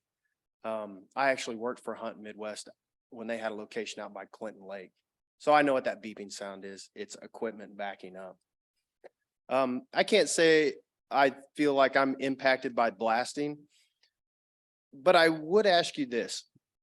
If the current CPU or the CUP for the Hams Quarry is set to expire, I believe it's like 2045, then how is Eudora expected to grow farther south if you put another quarry in? Because surely more rock is going to extend that CUP even farther. So now Eudora's burden, which is going to last for 25 more years, is going to extend even farther. I'd also ask you, are you going to go back, assuming that the Hall Road were to move down 2300 Road and have Hams redo their haul route? Because currently their haul route is 1200 Road. So unless somebody's going to sit at the corner of 2300 and 1200 and police that intersection and say, oh, you came from the Bettis Quarry, you're going north. You came from the Hams Quarry, you're going west. How's anybody going to know the difference? As of, well, I haven't gone back out and looked, right? But when the Planning Commission meeting, I believe it was back in November, I went out and observed a couple of obvious things. I read through both cups. Bettis or Mid-State, I keep calling it Bettis, right? Because Bettis Asphalt is actually the one that paved 1200 Road, which has been fixed multiple times, actually doesn't even meet the county's standard if you were to put a benefit district together nowadays. I got 1 minute left. Where was I? You're kind of lost. So, yes, Hams doesn't even honor their current CUP agreement. There were a couple different violations. I have not taken them to the Planning Commission to further that, whether they've fixed them or not.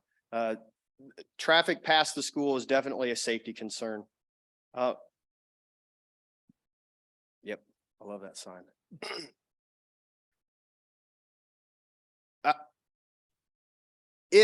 If, and this is a very long shot, right? I don't want a quarry there.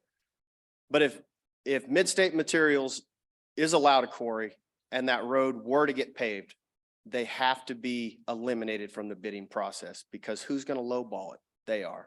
It's to their benefit, right? So you have to exclude them from being able to bid the project. And I'm done. Thank you.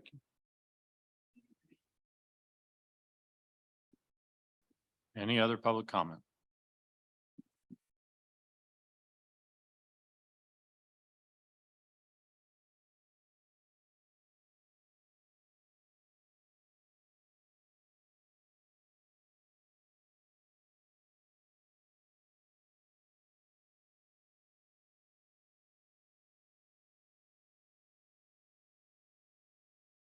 Good evening.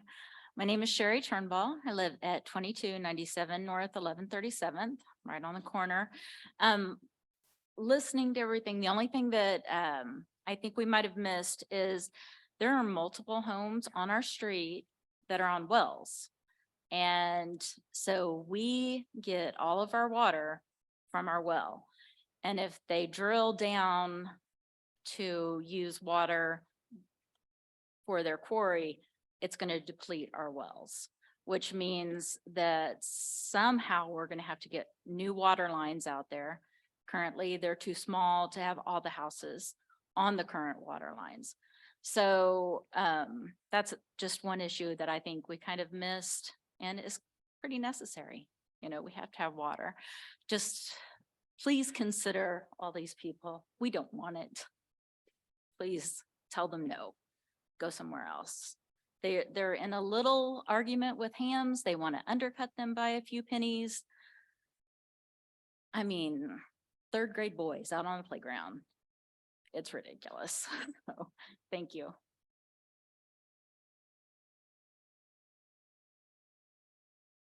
Any more public comment? Okay, I'm going to close public comment here. Check if there's anybody online, Sarah. Okay, no one online. Typically on planning items, we ask the applicant if they'd like to respond to any of the comments that have been made. So I'll give the applicant that opportunity.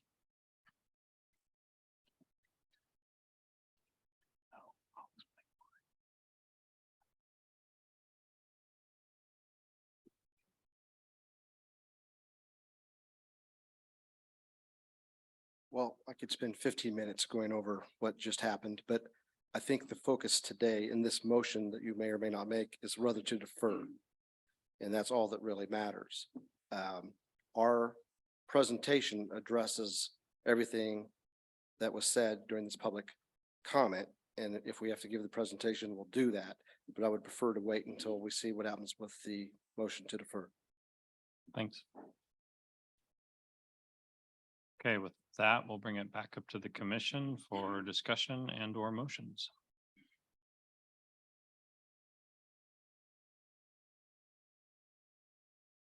So maybe I'll get us started unless any other commissioner would like to jump in. I mean, I do find a lot of the public's comment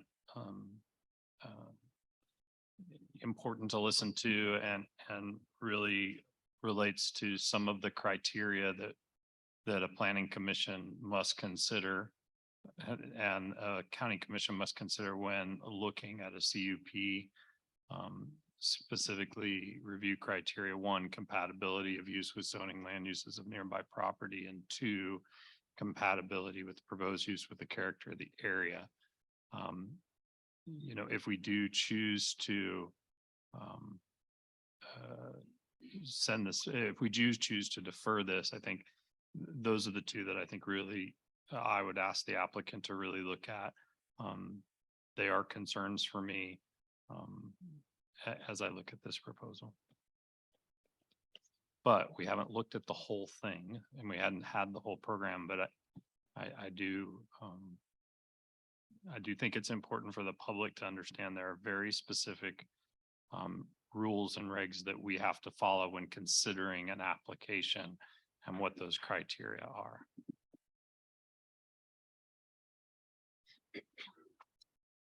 I want to draw a fairly clear line between a CUP that's currently in existence with a company that's already occupying that space and concerns with that CUP.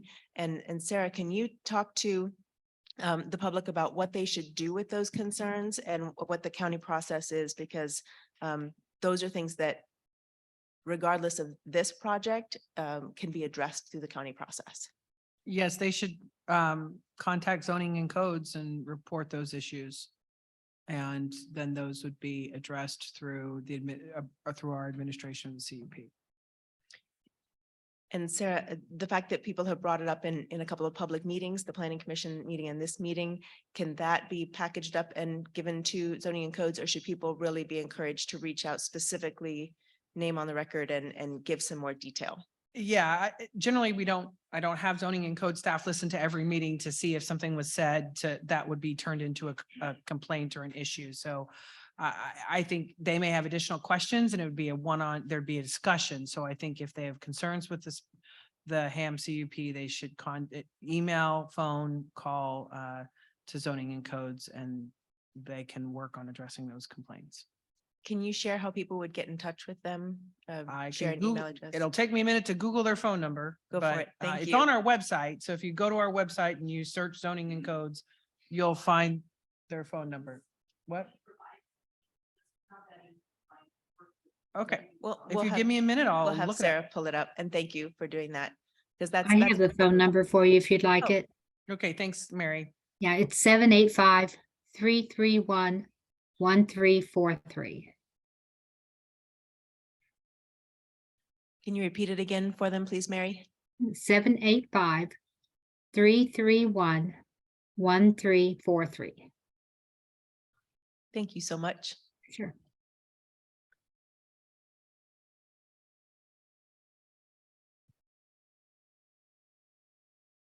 So I think that I really remain in a place of, it's a significant enough change, and there's significant concerns presented. And I mean, to Commissioner Willie's point, we've heard a lot of concerns about the current activity and the operations of the current quarry, which is a different company. And I think it's important to not necessarily conflate or assume that those will be the same problems, but and to parse that out a little bit more. And I think that, the tough spot that that we are in as the Board of County Commissioners is we receive both a staff recommendation and a planning commission recommendation. And this is an example of those two recommendations being opposite. And the planning commission recommendation, while certainly a majority, was not unanimous. And so I wonder if the change in this condition, that is a significant one, would change the conversation or change the recommendation from some planning commissioners. So I am curious to explore that and encourage the continuation of public process rather than to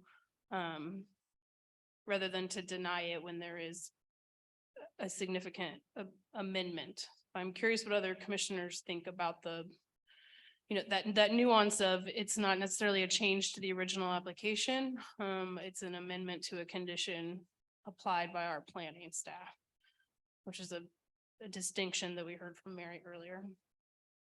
I'm very comfortable putting those two together because we would have to vote on the conditions as well as the CUP itself. So to me, that's kind of all together one and the same. One of the questions raised by the public, by Mr. McCormick, was whether changing the haul route for one CUP would then also condition that the haul route would be changed for HAMs.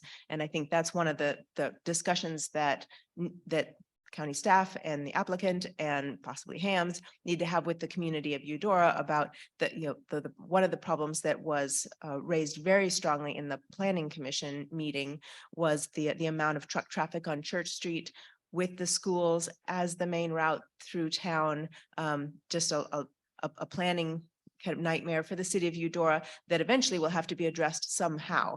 Is this the time? Does this address it? Or does it only do part of that? So I think that's a discussion that we can't have here. We're not even the right parties to have here, that I'd like to see happen. Eudora as a city has, 3 routes to cross K-10, 2 overpasses and an underpass. At some point, those overpass bridges get replaced. And what's the plan for the city of Eudora to have enough infrastructure to manage that process in the short term for a bridge replacement, in the long term for growth? Does this fit in that vision? Does it not? I just think it's a new enough idea. It has not been on, it's my understanding, it has not been on the county's capital improvements project list to improve 2300 Road for its own sake, because there is a county highway just nearby.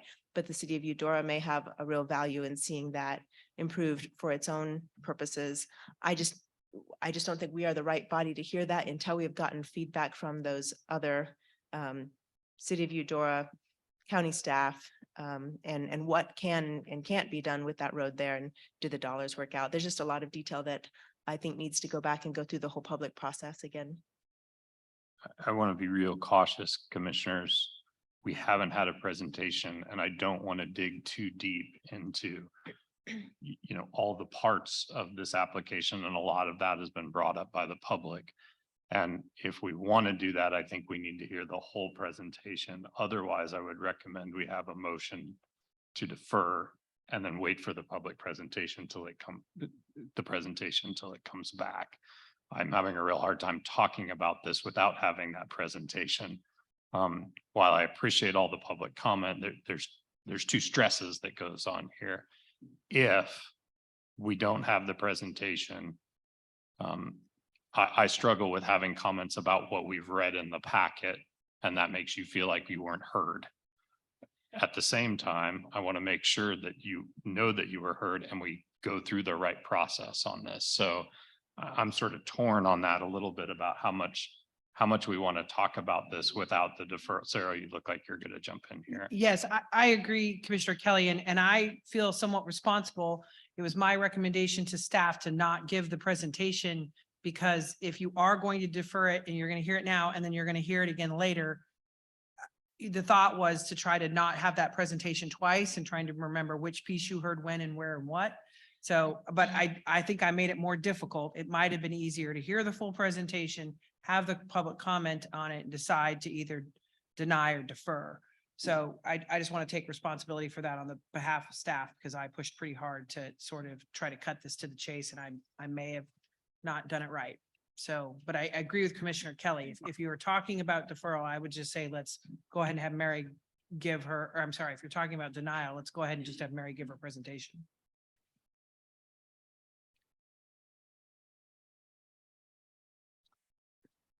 So with that said, I'm going to make a motion to defer the conditional use permit for mining, excavation, and or extraction of natural use on approximately 24.2 acres located at 1174 East 2300 Road, sending it back to the Planning Commission for revisions.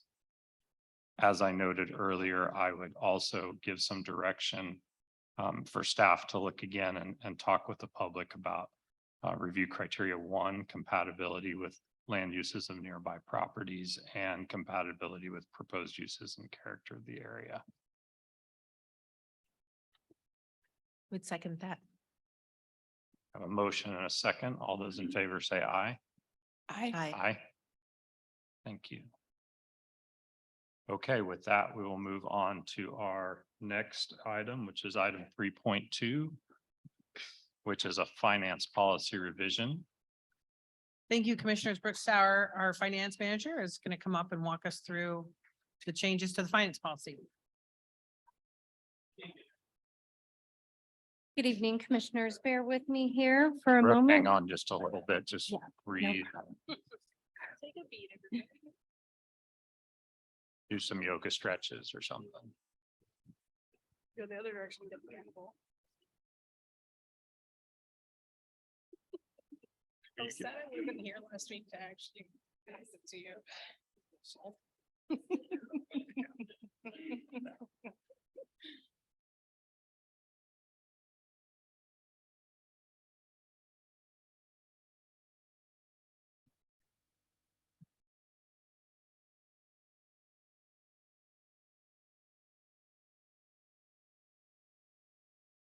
All right, Brooke, thank you for waiting. Thank you, Commissioners. Tonight, I'd like to provide to you an overview of the policy revision. We started this work in fourth quarter 2022, and my hope was to get it to you in December before we started the new fiscal year. And it didn't quite work out that way. So with that being said, I'm kind of labeling this our 2022-2023 finance policy revision, but I hope to be back before you maybe in December with the revisions from the year. So with that being said, we'll go ahead and dive right in. I really wanted to highlight some of the key changes to the policy. As you may have noticed as you were going through, we did update a few definitions, just some phrases, but I really wanted to focus in on the major changes. So Brooke, can you minimize that? oh, absolutely. Thank you, Commissioner. Yeah. There we go. So in section 3.1 and 3.2, we made a few revisions here, and mainly this is charging the department head for developing and implementing a departmental procedure if the department keeps petty cash or has a drawer where they make change for cash transactions. So if they charge fees or one department sells weather radios, that is how they do that. Really just making sure that we have a good, sound, strong internal control there with that policy, or I'm sorry, with that procedure is important. We increased the treasurer's change funds threshold from $2,500 to $3,500. The treasurer will be opening a new satellite office in the future and having that additional cash on hand with increased folks coming in to pay their vehicle taxes. That will be a good change. Section 3.4 outlines a new piece of policy. This policy statement defines the county's fiscal year, our fund balance maximums for budgetary funds, and noting how transfers will be made for surplus funds to non-budgeted reserve funds. Section 3.5, the capital improvement program. So since 1997, this was a standalone policy. Each year I pass this policy off to our auditors, and that has been the policy since the fund was created. So formally adding that policy statement into our finance policy, just to group and keep everything together, in my opinion, was a good move to move that from that standalone policy. So now it will be part of this restated policy. The purchasing thresholds, staff proposes an increase to those thresholds. So this would mainly affect section 3.7, 3.8, and 3.9. A little bit of history about these purchasing thresholds.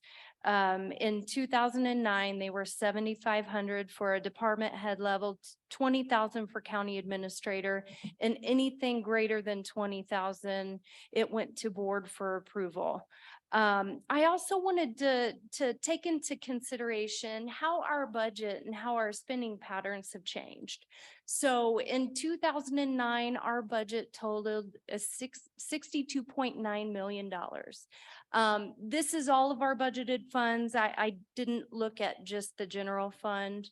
In 2016, when we implemented our new finance software, We increased the purchasing threshold to $20,000 for department heads, 50,000 for county administrator, and anything greater than 50,000 went to the board for approval. At that time, our budget totaled around $78 million.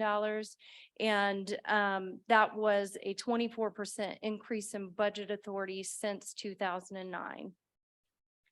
In 2022, the purchasing threshold that is proposed before you tonight is to increase the threshold to $50,000 for department heads, $100,000 for the county administrator, and anything greater than $100,000 would go before the board for approval. I also want to note the 2022 budget totaled $144.3 million. You know, in the years, decades, we've added a lot of new programs, the Treatment and Recovery Center. So that is just a testament to the new programming that the county is doing.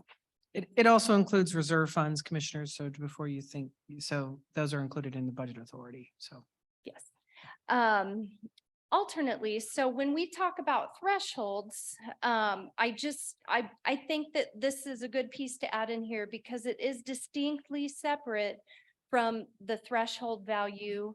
But when you talk about the purchasing requirements, I just want to make sure that this piece is pointed out too, because it does align with the purchasing thresholds, but it's what is required to make that purchase. So anything between $0 and $50,000, the department head without prior approval or using in any informal solicitation process can make that purchase.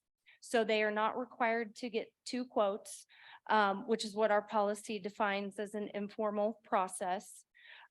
Purchases between 50,000 and 100,000, they are authorized by the county administrator utilizing cooperative contracts, sole source, or the informal solicitation process. So department heads would have to reach out to Sarah and say, you know, I have this purchase.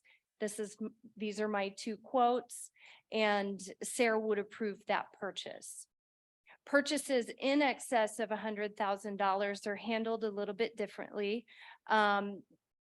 It would go before the board for approval, but that purchase would be authorized not only by the board, but we would utilize a cooperative contract. The vendor would be determined to be sole source, or the purchasing department would go through a full-blown formal solicitation process. This can be handled in a number of ways through an RFQ process, which we'll talk about in a later slide, or the RFP process. So typically an RFP process takes about 4 months from beginning to end. So it is a quite a lengthy process. Section 3.10, these are purchases that are not subject to the purchasing requirements. So these are items that we cannot competitively source. So capers, payroll. There's a number of things that we cannot, we can't compete, we can't get competitive solicitations. One of the things that I added in this section were payments to local governments, community partners, and townships for first response services outlined in any grant program budget. So right now, this section covers operating, but as we've all been through the ARPA process, the other aid funding that we received, we have the potential there that there could be big grant programs, and we want to make sure that we're capturing those too. Because those don't always align with the operating budget process. The request for qualifications process, Gabrielle Rye in our office has improved this piece of the policy in a process for pre-qualifying vendors, establishing a list of on-call vendors. So this will help us be more efficient with purchasing and being able to have those on-call vendors for smaller jobs. The emergency purchasing threshold, this came up this year with what happened with our elevator. I realized that at the time that we revisited this policy last year, the purchasing threshold that was set in this section was the same purchasing threshold that Sarah had the authority for in any purchase. So it hadn't been updated and I didn't catch it last year. So I did actually align this with the federal purchasing threshold of $250,000. And this would be, there's a set procedure that the county administrator would need to follow for this emergency purchase, and it is outlined in that section. We just tidied up a little bit the employee conflict of interest and disclosure requirements section, added additional clarification around declaration of substantial interests and the statutory reference there, added information about employee conflict of interest training. I think that this was a really good add. You know, some folks might not know what that means from a purchasing standpoint. So and then further defining immediate family. I think previously it just cited spouse, but really that's more than just a spouse. So being really specific there. And then that's really it, commissioners. That's all I have for you in the presentation. I'll go ahead and stop sharing my screen. And I would love to answer any questions that you may have. Thank you, Brooke. Questions, commissioners? I'll start with the most recent thing that you talked about, and that's the declaring a substantive interest. Do you have employees on a regular basis, or does this establish that employees that have purchasing power need to have a statement on file, or is that, what is the disclosure process for employees that have purchasing power? You know, I think that this will come in more, so if somebody is on an evaluation committee, they will have to make any declaration at that point. We're still developing that process. And I know specifically for elected officials, there's some statutory requirements around that. But anyone who would be on the evaluation committee specifically would have to mark a declaration that they don't have any conflicts. And I would just add that this is the practical considerations of this were already consistent with our personnel policies and related to conflict of interest. It just wasn't stated in our finance policy. So this would just be an additional declaration, a record we would keep on hand for RFP selection processes. And are those declarations available to the public, or is there a public disclosure? Like if you're on an evaluation committee, does the rest of the committee, are they aware of that disclosure, or is it filed someplace? What I would say is they won't be on the committee if there's if there's a conflict. Even better. So yeah, generally we don't, the whole, we would just, if they have a conflict of interest, they won't be on the selection committee. Yeah, and we do have a pretty robust procurement platform called Bids and Tenders. And we're in the process this year of developing an online process for that evaluation piece. And so really developing those policy materials in an electronic format so that anyone who is assigned to that review committee, as they get their packet, that's the first thing that they do is they declare that they have no conflict and they sign off on our policies. And we're in development with all of that right now. Ask another question? Absolutely. So how do you develop this list of on-call vendors? Are they folks that we've worked with before and have some track record with? Does everybody who puts in for an RFP get put into that? How do we vet that and how do we make that fair? That's a really great question. So this is kind of new. And the way that this will happen is that we will send out a full-blown RFP and say, we have this category of services. So I'll just go with plumbing services, for example. So we need a list of on-call plumbing services. So we'll send out the RFP, we'll issue a notice in the newspaper. Then those vendors will then respond and say, I'm qualified to do this work for you. And then we will have a committee, an evaluation committee. That evaluation committee will then determine their qualifications. And if they are qualified to do the work, then they will be added to the list. And then every 2 years, they will need to we'll issue an RFP and it will start all over again. It does not guarantee work. So we may establish a number of lists. We may have 40 lists.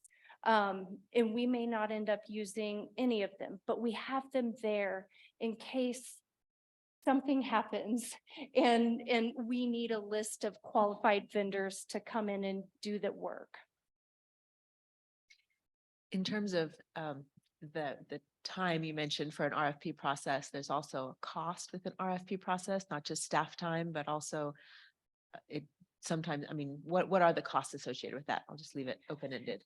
Yeah, you know, I would say that it's mainly staff time. So you know, just beginning that work, the scope of work document is the biggest piece of that process. And that takes time. You know, that's usually a subject matter expert. And that subject matter expert defines that scope of work and then works with purchasing staff to come up with timelines and deadlines and meeting dates with those vendors and respond to inquiries while the RFP is open. So you know, when we talk about costs associated with it, that's the first thing that comes to mind is the staff time. So it's more indirect probably, but it is time consuming.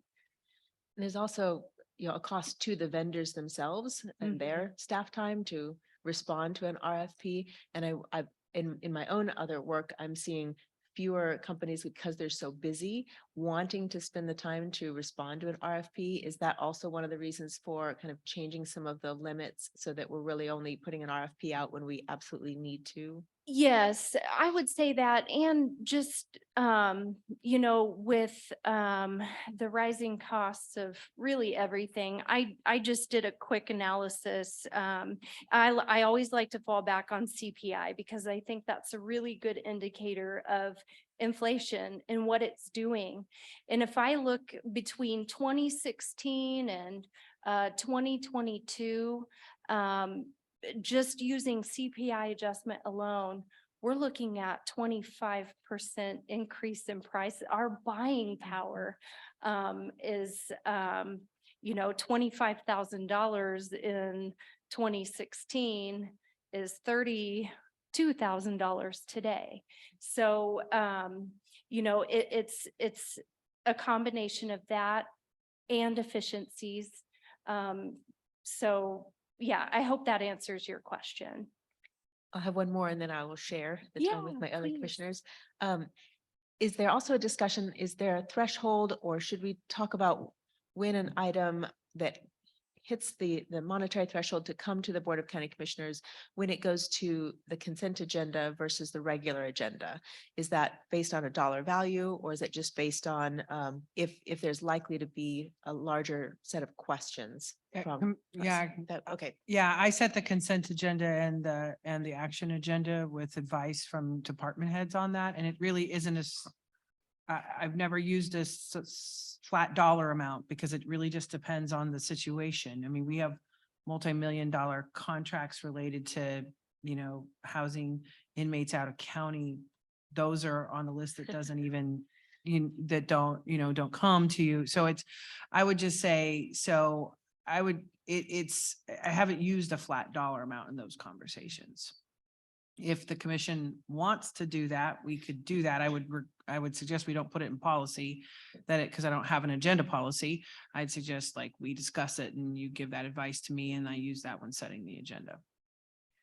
And of course, we always have the ability to pull an item that we have an Yep. interest in. And I often, other commissioners probably do too, will follow up with other staff members on a consent agenda item to make sure that I don't have questions and need to pull that. And obviously, there's a full packet of information in the packet, and I've been working Right. closely with department heads to make sure that there's a full explanation on those items, even if you take it in one motion. Yeah, and that's been really great to have for background. I'll ask one more, even though I said I wouldn't. So in terms of our purchasing policy, this is a Board of County Commission countywide purchasing policy, but other elected officials seem to follow it by courtesy or follow it by design.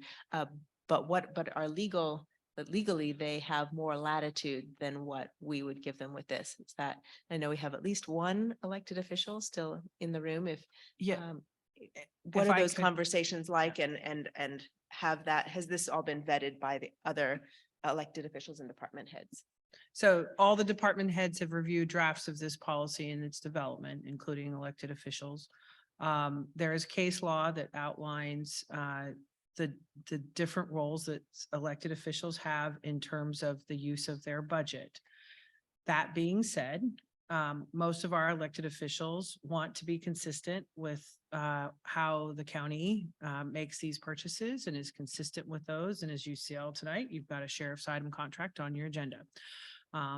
Under case, and I really appreciate that our elected officials like to work with us and are consistent with our policies. And I think it makes it easier for you as commissioners when it comes to budget time to know that we're generally following all the same rules. That being said, if the sheriff decided to not follow the policy, it would be a different conversation than if it were the public works director. And this policy has been, as you said, developed in full conversation with not only department heads that have to follow it, but also elected officials that choose to follow it. Would that be Yes. correct? Yeah. Okay. Thank you, everybody. I have just some questions so if we look at it currently, if it's over $50,000, Board of County Commissioners has approval and this moves it to 100,000. Have we thought, and maybe we don't know the answer to this, how many is that just now move to county administrator approval and that wouldn't come to the Board of County Commissioners now? Like how many different purchasing? And I should have asked this. I don't think Brooke and I did that analysis Yeah. to see, I would say honestly, most of our items are pretty well in excess of $100,000 now. So I don't know that this is necessarily about making your agendas lighter. It's just to give us a little more room in the middle. But yeah, we could run that, commissioners, if you'd like to try to. I know Brooke would could love do to it. try to. But I don't know. Yeah, I'm trying to, so you started to get to my next question. So like, what problem is this solving? If you said in the middle there, maybe you could talk a little bit about that. Yeah, so this would really alleviate some of the pressures with procuring specifically vehicles right now. None of the dealerships are now honoring the MACPP contract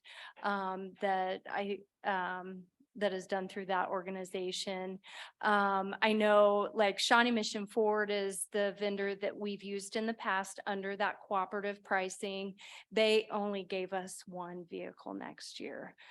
So that really puts us kind of in a tight spot, as with every governmental organization that is trying to get, work trucks, vehicles right now that are in, they used to be $50,000, maybe now they're $60,000, $70,000, $80,000 when they're fully equipped with the equipment that our operators need.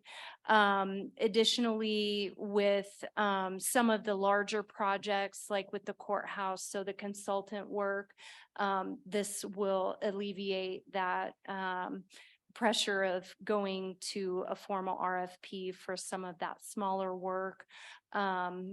of course, the construction value will likely go out to bid. Or we can utilize that RFQ process and use that list of on-call vendors. If we have a construction vendor category. So that's where it will help us. Yeah, I would say it's equipment and I don't want to, this, I used to call it term and supply back in my old finance days, but this list of on-call vendors is going to be hugely beneficial because we will have vetted them. We will have established pricing. We will go through a competitive process, but they'll be ready to take our phone call and ready to move forward. So I think that will give us some real efficiencies in this process. And we have done full RFPs taking 3 to 4 months to do the selection for pieces of HVAC equipment at the fairgrounds. So like, it's just as systems get more complex, they're getting more and more expensive. And I just want to state again for the record and for the public, just because if it's under $100,000, it still goes, it's either using a cooperative contract that's been competitively bid, or it's getting informal quotes. It's just not going through a full RFP process. So there is still evaluation and in that process, it's not just, buy whatever you want. Not to mention that there is a full budget process. Agreed. That is also held in the public sphere, and that all of these purchases have already gone through all of these items have already been added to a budget and then they're now being acted upon. So just wanted to clarify that too, that there's a public process for all of it.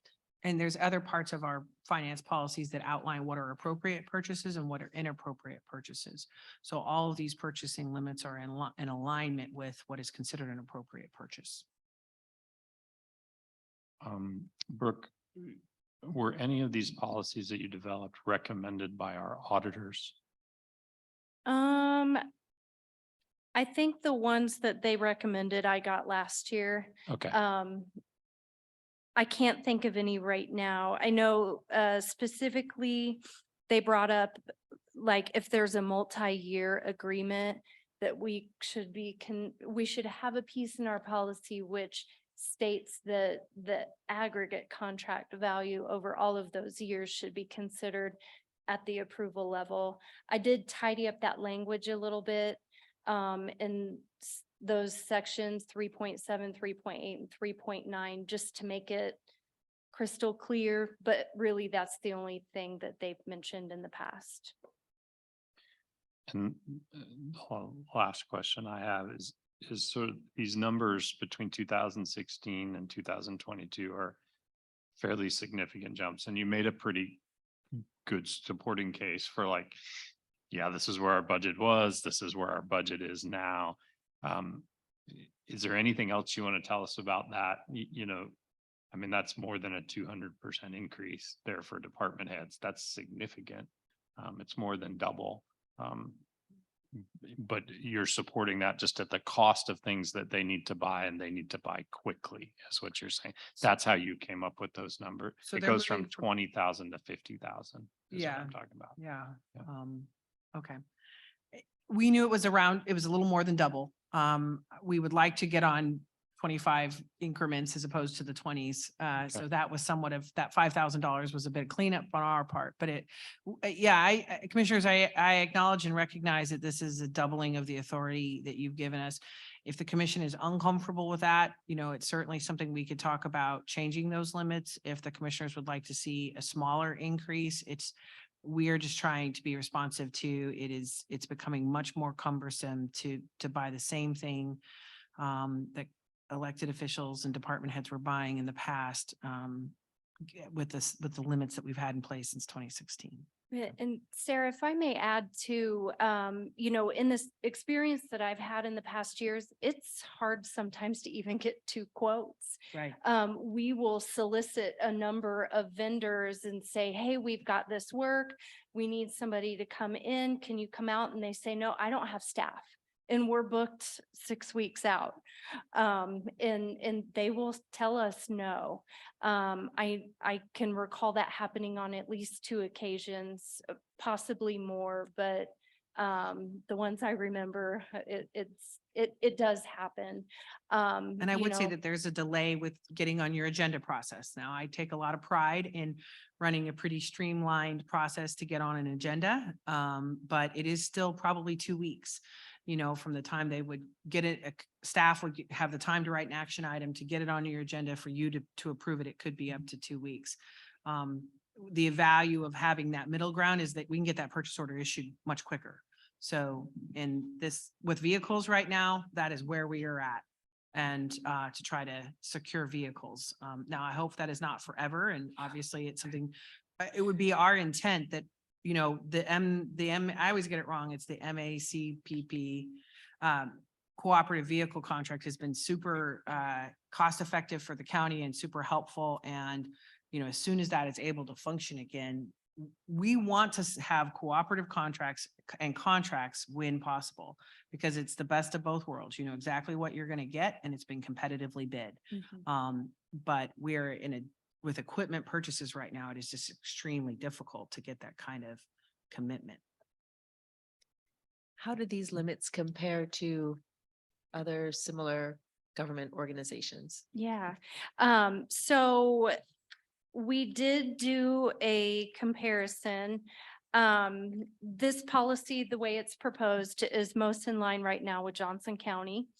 And really the thresholds are very similar, with the exception that they define a department head purchase between 10,000 and 50,000. I think as it is right now, staff's purchasing ability is really up to that department head, and they'll authorize those purchases. We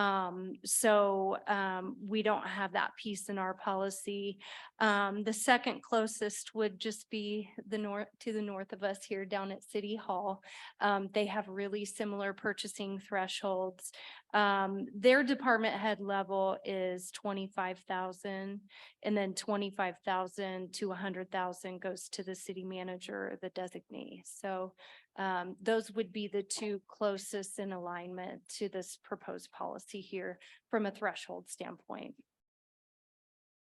So the flexibility and the shorter time frame of being able to not come to the county commission, especially, does that help us be competitive for purchasing, especially vehicles when they're in short supply with other counties and and government agencies? And for services commissioners, the much difficult elevator process that we have been through here.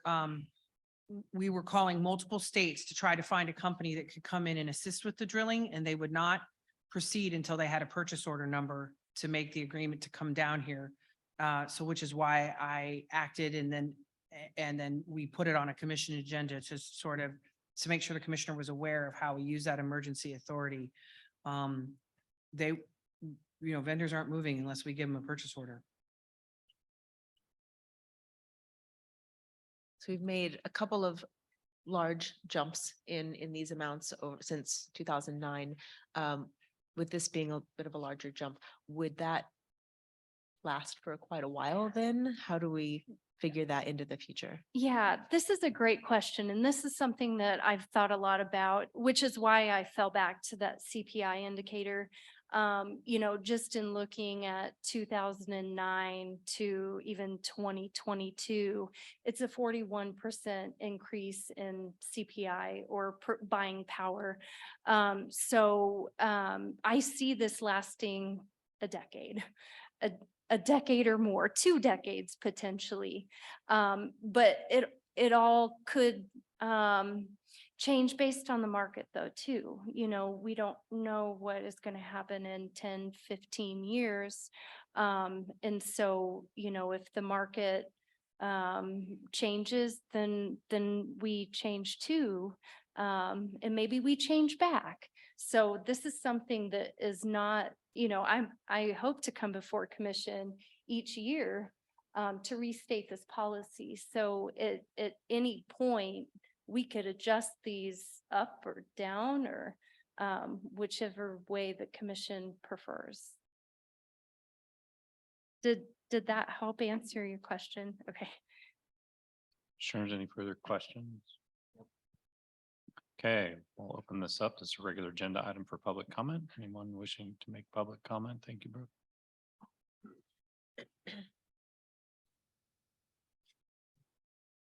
No, you can just give us your name. Travis McCormick. I was at this meeting for an entirely different purpose. Some people like puzzles. I'd like to see if I can ask an intelligent question. Do I get to call you Chairman Kelly now? Sure. Okay. Your question about the percentage increase, that's where I'm at with it. So from 09 to 16, that's 8 years. The increase was 24%. From 16 to 2022, that increase was 85% in 6 years. That seems extreme. To Brooke's comment, Commissioner Willie asked, how long will it last? So we went from 8 and 6 year increments to a decade or two. Again, it seems extreme. The comparison to which county we're like was compared to Johnson County. Johnson County has a population of 600,000 plus. The population of Douglas County, at least according to Google, is 119,000.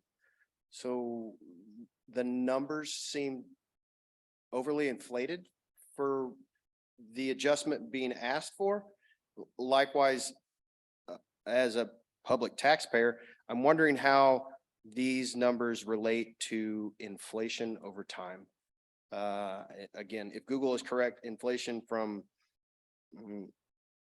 09 to 2022 was 38%, but in a 6 year period, we're asking for an 85% increase in spending power. That's all I got. Thank you, Travis. Sorry. Anyone else for public comment? Anyone online, Sarah? No. Okay. We'll bring it back up to the commission for discussion and or motions or further questions.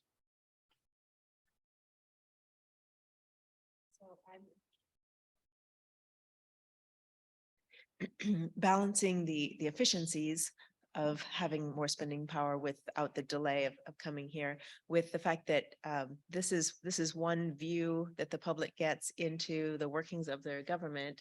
And yes, it's much of the time it's on consent agenda, but anybody can pull an item that they choose to. And often we do like we did tonight, and we get to hear about a program that gets then elevated in the public discussion.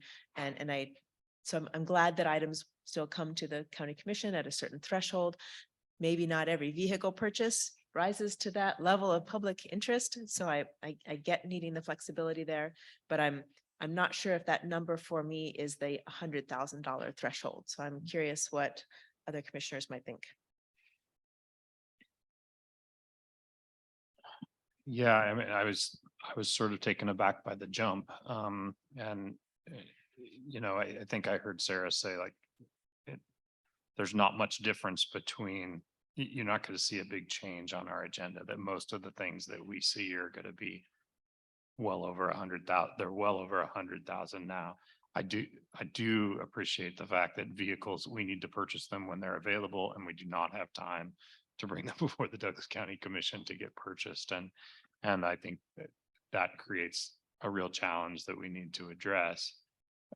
I guess I would have a question for Sarah and Brooke. So like you gave us Johnson County, like the school districts is $25,000. That's too low. It makes it very, very difficult. And we spend a lot of time writing a lot of board enclosures for $25,000. So, I do think it maybe needs to be more than 50. That's what you're asking for, but where is that? Is there a magic number in between the two, or you don't think it's going to make any difference at all?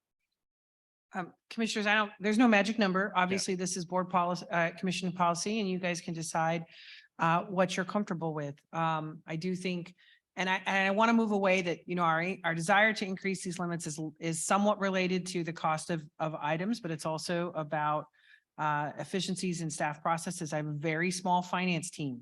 So if we're going to be doing a lot more RFPs, I'm going to be coming to you and asking for another purchasing agent to run those processes. If it is a big jump, so if the commissioners wanted to, I think if we can move above 50, I think that would give us some advantages. I mean, 75 is is halfway. I think we could raise our limits to 75,000 for board purchases, and we could look at raising department head authority somewhere in the middle there. It doesn't quite work out as well with that math, but we could raise it to perhaps 35 or 40. And that would give department heads a little more authority to do those purchases without necessarily having it, just to give them a little more flexibility in that space. And I don't want to make it more complicated, but one of the things, if that $100,000 triggers an RFP, Yeah. is there a way to do a lower amount that doesn't trigger an RFP, but still comes to the Board of County Commissioners? I recognize that complicates things, but Yeah. I'm not looking to do an RFP of everything below a certain number. That's not my goal. But I do wonder if 100,000, waiting to 100,000 for county commission approval is where we need to be. I mean, our policies have always been more in alignment with how we are buying things Mhm. as opposed to the review process necessarily for that review. And it really, our goal with the process is to establish a process that you all can trust. So if the process is like, you're comfortable with informal bids, you're comfortable with a cooperative contract, you're comfortable with, obviously, every sole source we bring to you, because it's not just we decide it's a sole source, you declare it's a sole source, so it's not going through a competitive process.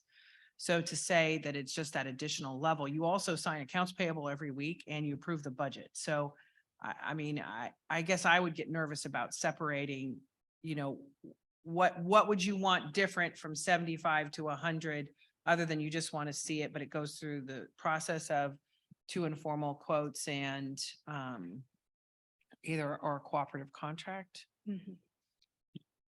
That's the process I'm familiar with. Is Okay. that at a certain, we don't have to do an RFP until we get to a certain level, Okay. but it may come to the elected officials before that. So I'm just tossing that out there. I'm not married to that, or I'm not advocating for it. I was just trying to hear a little more talk from both of you around like why we do it and why we set those numbers where we did. Yeah, and certainly we can make the approval level, the approval thresholds different than what would trigger an RFP versus an informal solicitation process. But again, by aligning those values together, I think it makes it, I live in policy, not everyone, at the county lives in that policy. So being able to say, okay, my purchasing level is this and I need to do this is a real advantage, as opposed to breaking it up into the separate buckets, so to say, of what now we can do that. That's not, I don't have that written into policy as is right now. So I would likely come back before the board if that's something that we would like to do. And there would be some training for staff so that they know. Also, I'd like to also say that there will be some IT work, because this will involve workflows. Right now, as part of our internal controls and our internal audit process, anytime a requisition is entered into our system, the system reads what is being entered and it says, okay, this purchase is $20,000. It needs to go here, here, and here. And if it's over 50, and so really we will have to, invest a significant amount of staff time to rewrite workflows to align with anything that we're deciding with those thresholds versus what triggers those board approvals versus administration approval levels. So I think that's important to note too. I think having a policy that is streamlined and works well for staff is a pretty important goal out of this work. So I don't want to complicate things any further than we have to. I have a second question, but it'll come. So So when reading this before this evening, I certainly noticed the jump and, specifically that the jump for department heads was a little more than double, while the jump for county administrator approval was double. But I appreciate the point of, for simplicity's sake, that 25,000 increment and knowing that in the future, that would be the increment by which you would consider increasing authority potentially. That makes sense to me. I am sensitive to the efficiencies that this can give staff, and I think that there are, without combing back through agendas and all our consent agendas, it does feel like a true statement that a majority of things that have been coming to us for that specific approval have often been over that $100,000 threshold anyway. That feels generally true, certainly not 100%. So to me, I'm sensitive to the fact that this seems like it could go a long way towards some efficiencies and keeping it simple and like easy numbers to remember too, instead of maybe 30 or 35 or I think those are easier numbers to remember. And I also, it tracks to me that it would, the jump up is reflective of two things: the jump up in our budget authority and our overall budget, as well as inflation and just the economic cost of things. And so to me, it makes sense relative to those things. And I also I'm comfortable with it because I have such confidence in our financial policy already and our very public budget process. And think that while certainly it means a few less things will be on our agenda, which is arguably sort of the most accessible way for the public to come see those expenditures, that we do have a open policy and an open and accessible budget. And yeah, I think that just for the sake of not having things that become a cog in the wheel of needing to make more immediate purchases, whether maybe it doesn't reach the threshold of an emergency, but there are other pressure points that still create a sense of urgency for staff, that even a 2-week turnaround for getting it on an agenda can have an impact. So I'm supportive of the policy as recommended and comfortable with those numbers personally. Sarah, you mentioned a need for additional budget staff potentially. Can you talk about what would trigger that? And is that a need that we currently have, or something that if we were to add more complications to this, that would be a need? And please, commissioners, I don't want to overstate that if anything we're talking about in this space will necessitate, a request from me to add a purchasing agent. And I would say it'd be more in line with purchasing. So, that process to run an RFP through our system, collect all those proposals, evaluate those proposals, coordinate with staff to do that process. That is the process that takes a lot of time and is very staff intensive, which is why we work contracts and why we try to piggyback on other cooperative contracts, because they have been competitively bid. And if they say, hey, you can use that price, and we're like, sweet, let's go. And so that's how it's much more staff efficient to use those, and they've been competitively bid. I think I would just really have to evaluate with staff, how many RFPs are we doing a year? If that number were to substantially increase, the number of contracts that are being managed, because finance staff touches those contracts, manages those contracts, monitors those contracts for when they expire, when they need to be amended, when they need to be updated. That's probably when I would come back to you and say we would need to do that. I don't think we're not there. Because it's like I would say, I was thinking through this. It's important to remember the vast majority of things that the county spends its money on are its people, our employees in payroll and our benefits process. The next biggest piece of that is probably our community partners. Those are not competitively bid. You negotiate those as a part of the budget process, and we sign an agreement. So you know, if you're talking about the amount of dollars that go through this process, the biggest user of this is Public Works. And those are generally large dollar amounts and are always going to come to you because of the size of those. So this doesn't really impact them. What this was getting to us was really, there seems to be a space in here with some equipment purchases and some contracts, like we're seeing now some software maintenance agreements that are going above those that you didn't used to. Your Motorola agreement for ECCs always come to you because it's so huge. So it just seemed to be the smaller place where there were some equipment purchases where we were like, man, you know, where these things didn't used to, and vehicles, I will tell you, was a part of it. I have a request in my inbox from maintenance for a $63,000 truck. I can't believe that, but that's what the truck costs. And so they're waiting on my authority to get, well, that one needs to come to you because we haven't updated the limit. So, you know, though that was really what necessitated this, but I don't want to, you know, the vast majority of county funds, you know, payroll is not competitively bid. We competitively hire, so maybe that is competitively bid from that perspective. I want to really commend you for the work on the policy. It's so tight. It's great to look through. Feel like you're catching things and apparently new things every year. And it's I have a lot of faith in the process and the policy work. And so I want to thank you for that very much. So we're dithering a little bit on amounts, but I don't want to miss the fact that there was a lot of work that went in behind this, and just to elevate that you've done a good job with this, and I appreciate the just the professionalism that you bring to our accounting, and I'm really enjoy working with you for that.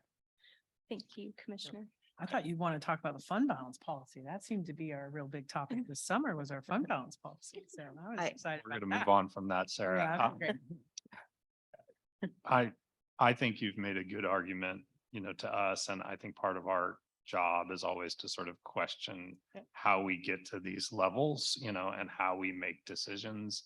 And, you know, I share Commissioner Willie, and I'm sure Commissioner Reed's appreciation for your attention to the policy and your work on the budget. I just, in listening to you talk about it and the very specific purchases, I think I'm fine with the numbers where they are. I'm always just looking for like, well, how did we decide that? And I think that's when we have that recommendation, and I appreciate all yours. So I'm fine with the numbers and you know, happy to make a motion if commissioners are ready for that. Well, I might be the outlier a little bit. I'm still struggling with the jump. I like the fact that a good part of our nitty gritty of what government does shows up on our agenda for the public every week.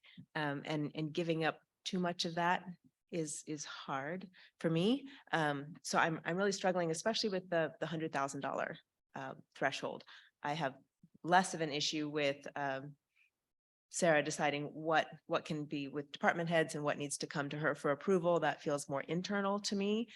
What I'm looking at is what's that threshold of just putting things in front of the public as they're happening, recognizing that that is also less efficient and all the things that go with that, including staff time, and there are costs associated with that, but wanting to be a good steward of the dollars for that staff time, but also that public disclosure. So in terms of what number feels more comfortable to me, I'd say probably 75,000 for coming to Board of County Commission approval.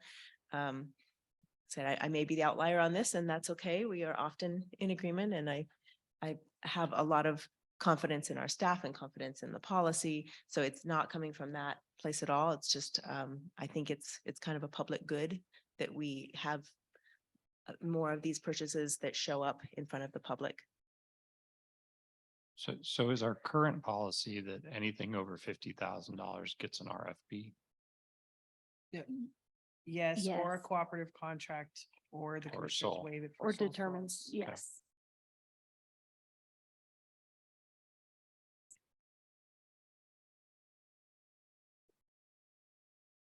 Yeah, I'm going to make a motion to adopt the revised policy as prepared.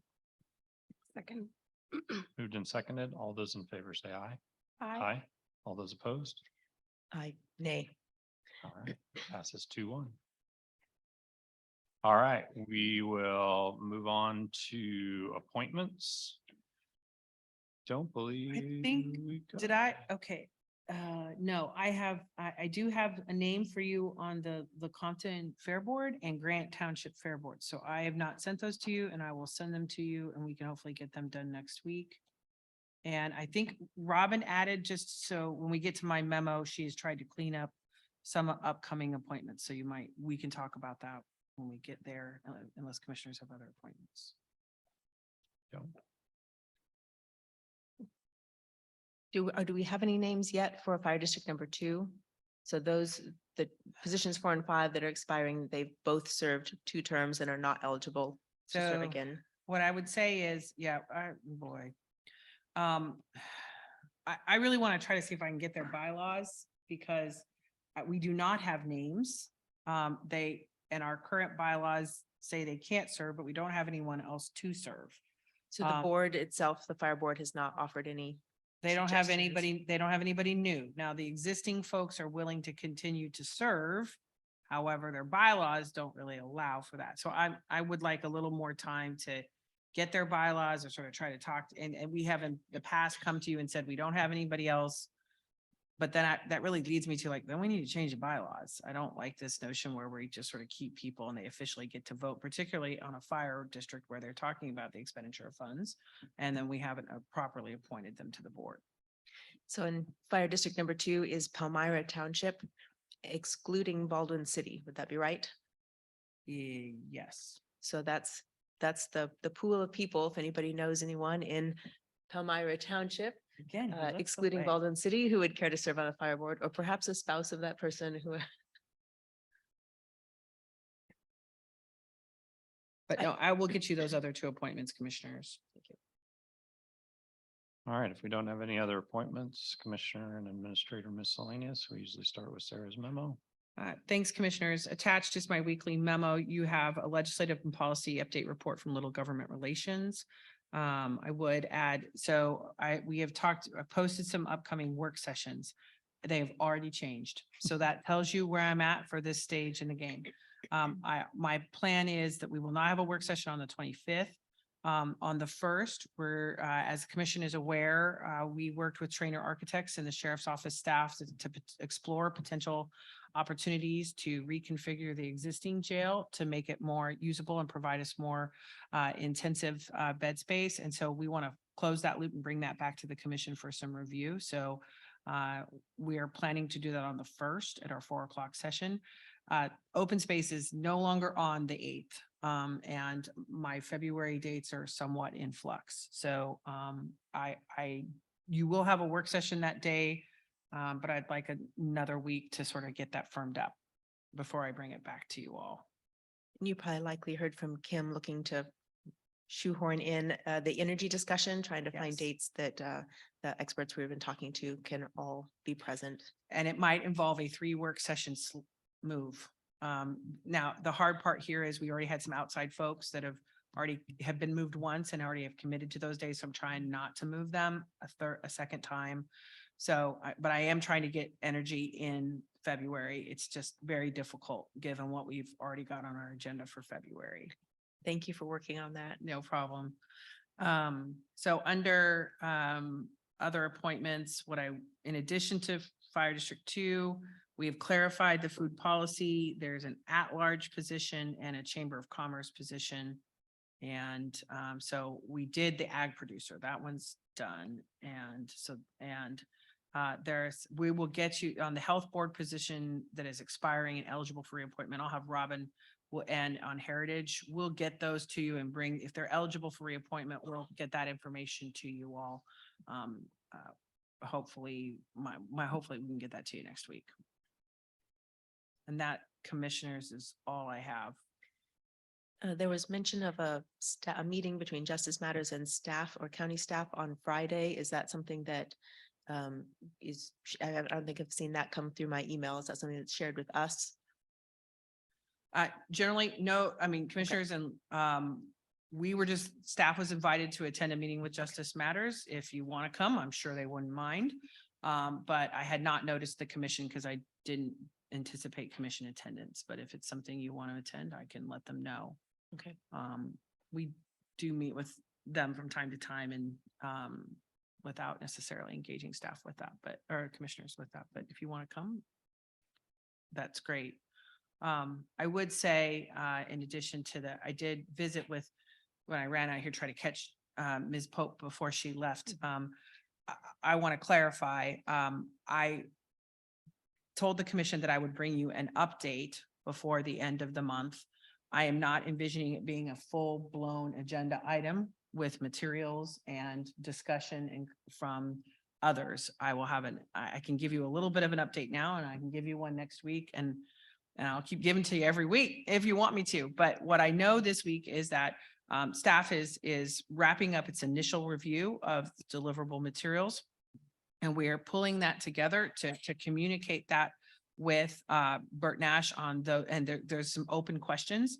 There's, which would be to be expected. So there's just some things we need to follow up on, but we're wrapping up that piece. And, as I've mentioned before, I meet with Patrick Schmitz weekly to continue progress on this. I do anticipate that I can line out a little further about the kind of how we're lining this work out next week. And then if the commission's desire to have a more public conversation on specific topics related to the TRC agreement, I can get you a date for that, but I believe it will be February at this stage. Also, just because, as I want to say, commissioners, you've got some full agendas coming up here. For the first, we're planning on having the SODAR unit and the Met Tower proposals. So in addition, I'm trying to keep that agenda light because I know we'll have a lot of folks here for that. And so all this goes into agenda planning and trying to figure out so that we don't have folks waiting too long for certain items. So I do think I'm trying to avoid the update on that week because I anticipate we'll have quite a lot of conversation around those two items. Not saying those will be the only agenda items, but I'm trying to space it out a little bit. Okay, commissioners, any miscellaneous items? Thank you, Sarah.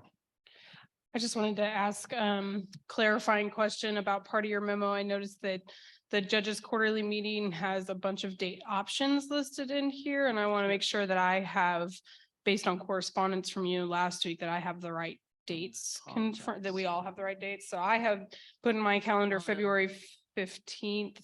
I'm sorry. No, Yeah, that's okay.